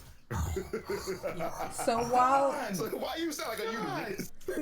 I actually got into I got into an argument in someone's chat about that, because they were About uteruses? no, not about uteruses. About how I was telling this person who was a partner and wanted like higher numbers, like, hey, but you're still streaming on PS4, and it's going to take a little bit more than that if you want a better if you want more people to be there, you should if you taking this serious and you really wanted to be partner and not just for clout reasons, and you might want to have a better presentation because that'll bring more people in. And they were like, you don't need a PC and a capture card to stream on Twitch. You could be successful without it. And I'm like, yeah, but if you go to the just straight Twitch directory, right, and you look at the top 10 people, name one of them that is streaming directly off PS4 right now. You can't. And there's a reason for that, because no one wants to click on you if you look like you just did this because you felt like doing it today. Some people actually are more inclined to come and see you if you look like you're trying to do something. Like, effort is the best thing you can give. So if you give it a little effort, a little time, and sometimes a little money, you'll see. I mean, everything just reaches its limits, you know? And I started out, I didn't have nothing. I actually got gifted a graphic card and I was like excited. I was like, what? But I mean, I say start on console, and when you're on console, gauge your community. See if they want to see more. See if they want to see more content, because your content is supposed to get better. My content now does not look like how it used to be back then. Yeah. So you have to use what you got, but use it to the best of your ability. Now, if you're, mind you, if you're streaming on console 2+ years and your community isn't trying to help you get off console, which is kind of crazy, because mine was, they were like, girl, when you gonna get this computer? You know, it's just like,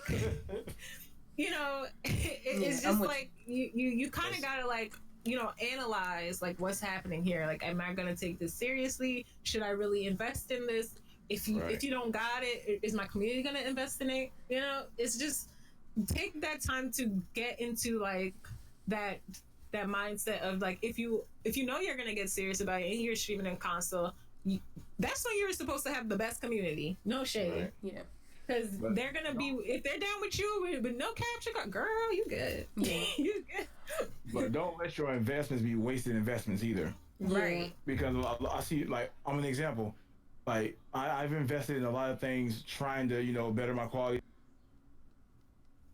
And I wasted like 2 years, of trying to get myself back onto like YouTube or Twitch or whatnot. It's like, you don't want to put so much into something and then you just say, forget it. I'm just going to get back to what I was doing because this is not working for me.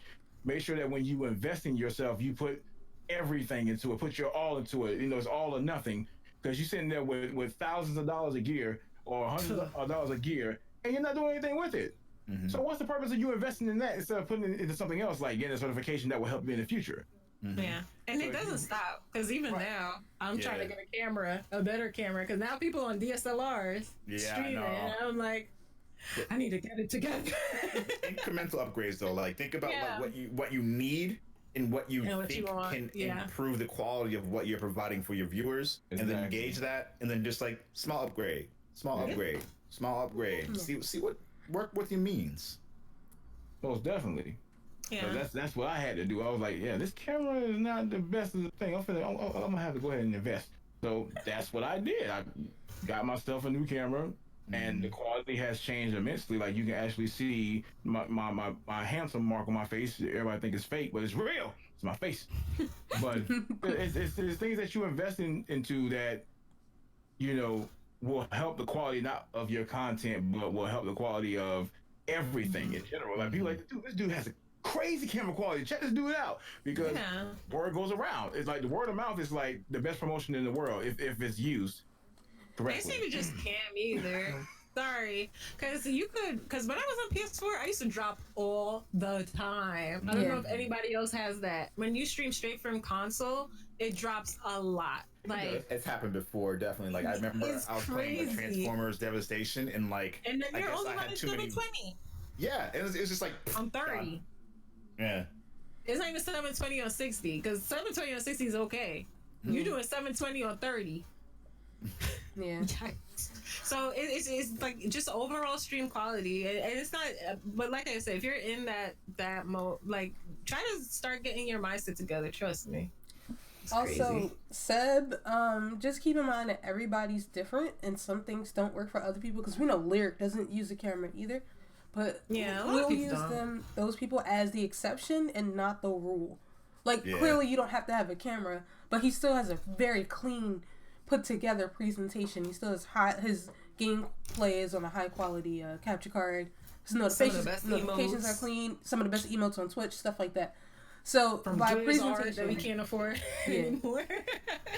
Presentation doesn't just mean what you can put on the screen, because honestly, putting a whole bunch of stuff on the screen looks bad too. It looks like clutter. So presentation just means nice, clean, concise, something that can grab the eye enough for you to. Yeah, work on your Come on. panels. You ain't gotta work on nothing. Panels are a huge deal. Yeah, work on your panels, even though nobody read them. But yeah, No, I do. They I don't like look people who good. got nasty I read panels. It looks like you put no I effort read in. them. Yeah, I get a lot of comments on my panels, and I'm like, what? Y'all reading them suckers? Let me clean it up because I don't think it's been changed since 2015. But yeah, work on stuff that you can. They're like, man, this ain't the PC you play on anymore. You need to up. Oh shit! You right. Oh, You a blast bad. Yeah, So yeah, but there was Anything one else? other. There was one other one I forgot. Yeah, it was Jesus Juice again. How do you feel about all these companies becoming successful out of Twitch's shortcomings? the more the better. The that's more the Twitch better. fault. Because they need to have competition to. You know what's crazy? The fact that what's kind of crazy is because YouTube set up the system that like you could get like you could be under management and everybody kind of profits from the YouTuber or whatever, but Twitch, like, they have like one. I thought it was like great when I first heard it to get a partner rep, and then I heard like what they actually did, and I was like, that's such a missed opportunity. And now they're trying to kind of backtrack on it because I don't know if a lot of people are in Twitch RPG, which is the Yeah. surveys. Oh man. So they put a survey that was to partners first, but it wasn't. It was on the dashboard. It wasn't on Twitch RPG, but it was on the dashboard of if you're a streamer, and then that got complaints. So when that started getting complaints, they put it up for affiliates. And if you notice some of the questions, it was asking how much you make through Twitch from not subscribers, your sponsorships, your deals that you're making alongside it. Twitch is missing a lot of money. Yeah. Cause I said it to my boyfriend. I was like, bruh, because something happened. I don't even want to say that, but say Cheese, who doesn't have a partner rep, it's not even that a partner rep because the partner rep don't even mean anything at this point. But if Cheese gets $1 million through, a sponsorship tomorrow, he doesn't have to give anything to Twitch. You ain't gotta give you And there's no way he can't even say, well, they can't even say, well, you have a partner up, we kind of help you. No, because he don't got that either. They could be connecting you with sponsors as opposed to. And exactly, and Yeah. they they got don't. they got bounties, but that's not the same. Yeah, it's not the I think the same. bounty board is good, especially for It's people who good. don't really want that one-on-one. There's some people who don't want that connection. Like if Yeah. you gotta like talk to a bunch of people all the time, like sometimes I'm like that. Like I just want to click request key and keep it moving. Like Yeah, you know, for sure. and bounty boards is a great thing, but there are people who are above bounty boards where they do have to negotiate, and you don't provide somebody who can actually negotiate for such streamer if a brand comes to you. Even if you like say Nike, I'm gonna use Nike again, but say Nike comes to Twitch staff and say we want to sponsor Cheese, they're just gonna send him to Cheese because, like, I mean, Even if they there's do that at all. there's nothing right Yeah. unless they're making him sign another contract. There's nothing contractually obligating him technically to it. So I mean, very missed opportunity. But I really hope they try to. I think something is coming for so Twitch RPG. There's been several surveys on top of that have started with that question or similar questions to what do you make outside of subscription cheers, blah blah. So we'll see. I mean, the infrastructure is so bad because, like, now if you incorporate that, are you risking people leaving the platform? Yep,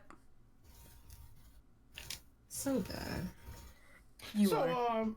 Because you would then have to give Twitch a cut of everything that they had nothing to do with. exactly. So no, I that's mean, people have that's on Twitch like have agents now. that's so like this was phase. yeah. You know what's crazy about that is that when I did try to talk to them about getting the partner rep, they just gave me the cold shoulder. They I'm were not saying that surprised, in order for you to even talk about that, you should your agent or your man. But you should be. Wow. Yeah, they go through management. I don't know. So yeah, I got the cold shoulder on that, so I didn't know how to feel about that. Hey, I'm just gonna wait till the water runs dry, you know. But like I said, they haven't even hit like a peak with advertisers. How many times we've seen that chicken noodle soup, that cup soup? But like sometimes we see the same amount of ads or the same ads. Sometimes we see the same ads the same times in a row. And I mean, I'm hoping they're just preparing to like open it up kind of thing and just making sure everything is like, because the 15-day subscription thing, not subscription but payout thing, I think that's great. I think there's some more stuff that's on the horizon that's great.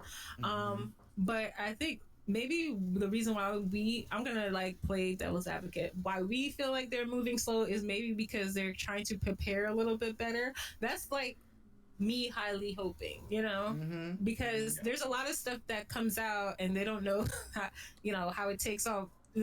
Case in point, Twitch Prime, TwitchCon, all your partners are at TwitchCon. Oh, but you that release was Twitch the Prime. other thing. Like, the feature that pissed me off was Twitch Prime. Twitch It's Prime just- removing the ad-free viewing was That it is almost wrong. made me want to That's just cancel crazy. it. The only reason I keep it is because I actually started using Amazon so much that I can't live without. So I'm like, but I have no use for it anymore. Except like the one time I remember to do a Twitch Prime sub, like I remembered I had it. Right. Because it's not like you get a Prime was still notification around. like, That's hey, weird. you have a available Twitch Prime sub or anything like that. You just got to remember that you got it or check that you got it. They don't want you to use it. They want you to have it and know that it's there, but not use it. Yeah, because at this point now, it's not really much of a point. Like, if you're joining the site now, you have Amazon Prime, there's really not that much of a point. You just gotta find that one person that you watch. That you want to sub to. But then I you do also feel have like to it's kinda constantly bad. remember to renew it. So, like, if you pay your money, you don't have to remember to renew it. But with Twitch Prime, you have to remember. And it's just like, whatever. Because it's kind of bad that I have to use a Twitch extension to be reminded to sub to somebody Yeah. when it should be a natural thing, you know? So it's crazy. Like, it's like they just ran away. We do too much money with this. We gotta just get rid of it. It's like, but that's what was benefiting your website. You take them away? Oh, all right. Yeah, but I'm gonna just cancel everything. It's a lot, but I think there's room to grow. I just want to say that, like, a lot of us complain, and you see it everywhere. It's not just us. There's big, small, medium, schmedium. Yeah, like everybody kind of has a little thing, and that's only because, but they do have to play catch up, and I'm giving them that time, especially now. I'm just like, fine, you know, figure it out. But I mean, there are other implements that made it great, like the extensions made it great, like the new extension where you could time out a viewer. That's I cool. honestly want to say Amazon kind of gifted them that for the first a year and a half that they did, because even after it, you know, Twitch Prime stuff and the Bloom and all that stuff, wouldn't you want to return on that? Like, think about it. If Ninja made like 40k subs or something and most of them were Twitch Prime, what was the return for Amazon? You know, like, it's like they have to make a quota, and I think that's where the $1 billion comment came from, of like, we want to make $1 billion this year or next year or whatever. I think it's 2022. I don't want to say what it is, but you know, it's like, I think some of that stuff is they actually do want to see growth, but it's kind of like, how, Sway, when you're doing all this stuff, you know? So, but we'll see what they announced at TwitchCon. We will see. We shall. Who's all going, or who knows for sure that they're going? Because I say it all the time, but I still haven't had fun. Have tickets even gone on sale? Yes. Yeah. Yeah, they're sold out already, I think. Yep. Even the hotels. I don't even remember. We'll see. I don't know. I want to go, but man, that's expensive from one side of the country to the other. I don't want to talk Tell about me it. about it. $600 for a freaking flight there. Yep. I'm good. I don't want to talk about it. Oh wait, is anybody going to BlurCon? Didn't ask. BlurCon? No, not okay. Well, I'm close enough, so. Hey, I heard about it. I don't know. Yeah. Just checking. There's so many cons now. Yeah, right? Yeah. C2E2, MomoCon, BlurryCon. Warframe has, what is theirs? TennoCon. TennoCon. I'll probably be at that, but that'll probably be the last show I do of the year because I'm old and tired and I have other stuff I got to do. Yeah. And there's other ways of growing your channel besides going to these cons, meeting with everybody, investing in thousands of dollars. Cons lost their luster. I'm gonna just say it. Like, we used to get so much swag and stuff. Like, it used to be like a really good time. Even like when we went, it wouldn't be so gated. I think because of the popularity essence of it, a lot of it is very certain. If you're not in a certain quota, I would say don't. I don't want to say don't go, but like, you know, measure it what you want from the con versus like what you're gonna get, because there's some cons that are actually not worth it at certain points. But if you are getting flued out, definitely go. If you're getting paid to go, definitely go. But if you're going for a networking or a kumbaya experience, definitely figure out what that con offers before you decide to go. And not to cut the conversation short, I do have to go. I can leave this all on so that it doesn't do anything to the setup, but it's been a pleasure. No, it's all good. Yeah. We could pretty much end it here, so you could do your outro because we were just taking viewer questions. So we good. You could do your outro and then dip, and we'll keep it going.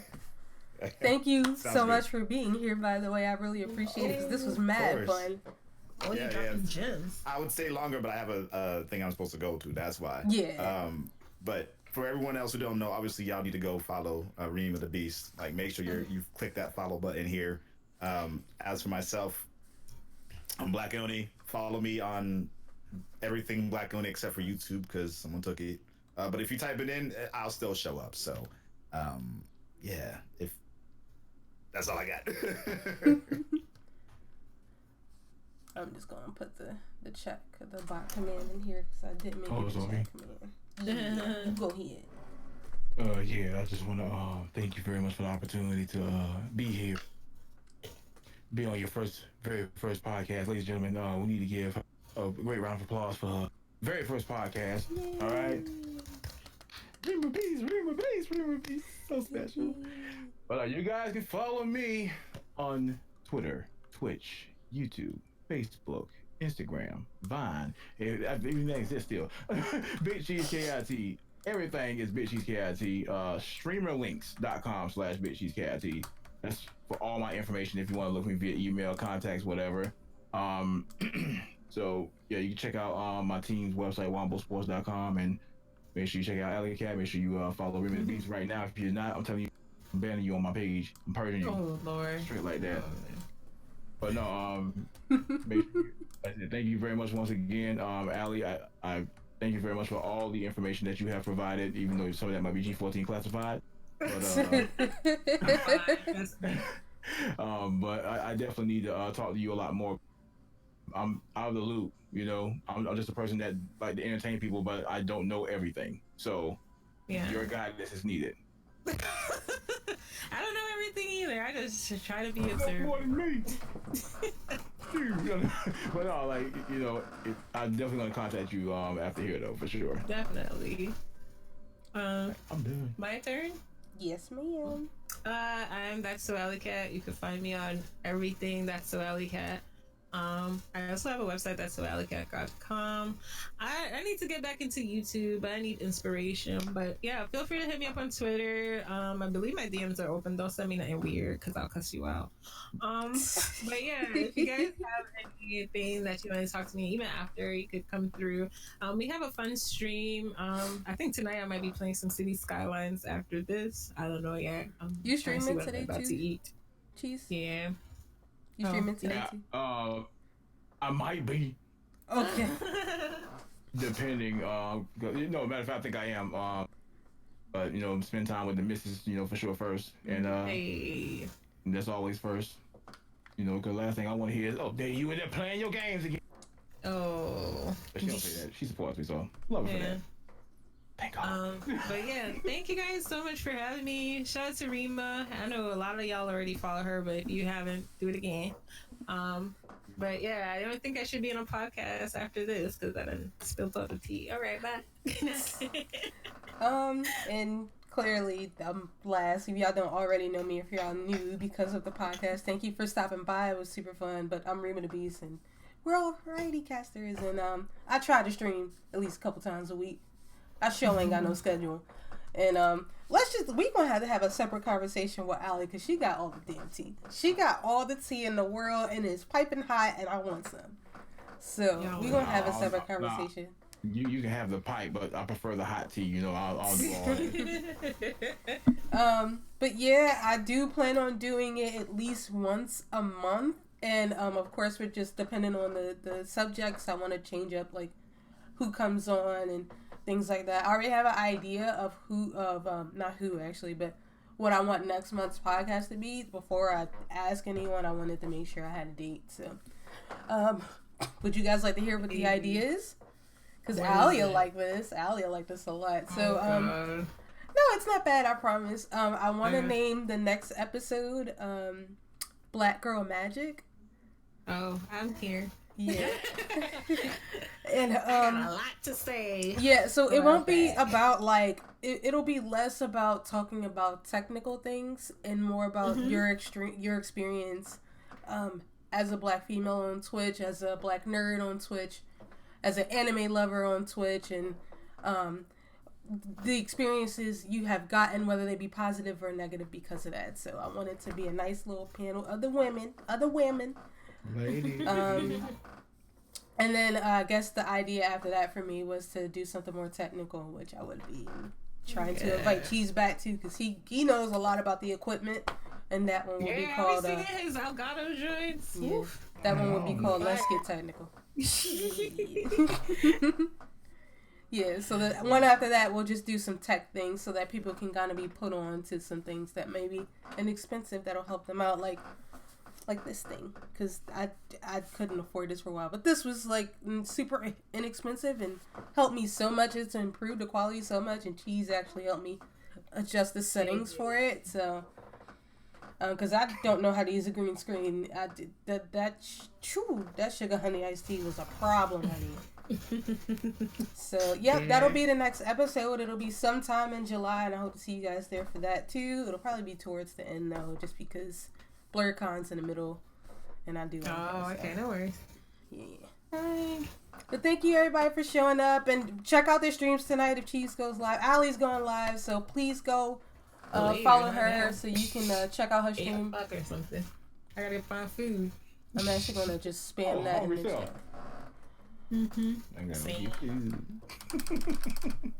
Cool. All right, y'all. I'm gonna disconnect from the call. Thank you again, and I will check y'all later. Yep. Bye. Nice. Let's see. Oh, well, y'all can still hear me, but the camera is like active elsewhere, so that's probably why unhide or hide. No, fuck. Okay, webcam properties, deactivate, activate. So y'all should be able to see me now. Why am I so big though is the real question. Alright, so I'm gonna pop some music back on here because I'm gonna toss a host to somebody. I just want to figure out exactly who I'm going to be hosting. That was so fun. That was actually amazing. Let me get some type of music in here real quick.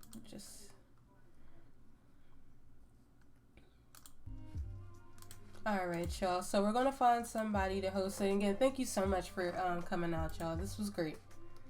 It was like super dope. It came out amazing. I was so worried, and it ended up being so amazing. I can't wait for the next episode. It's gonna be great. So,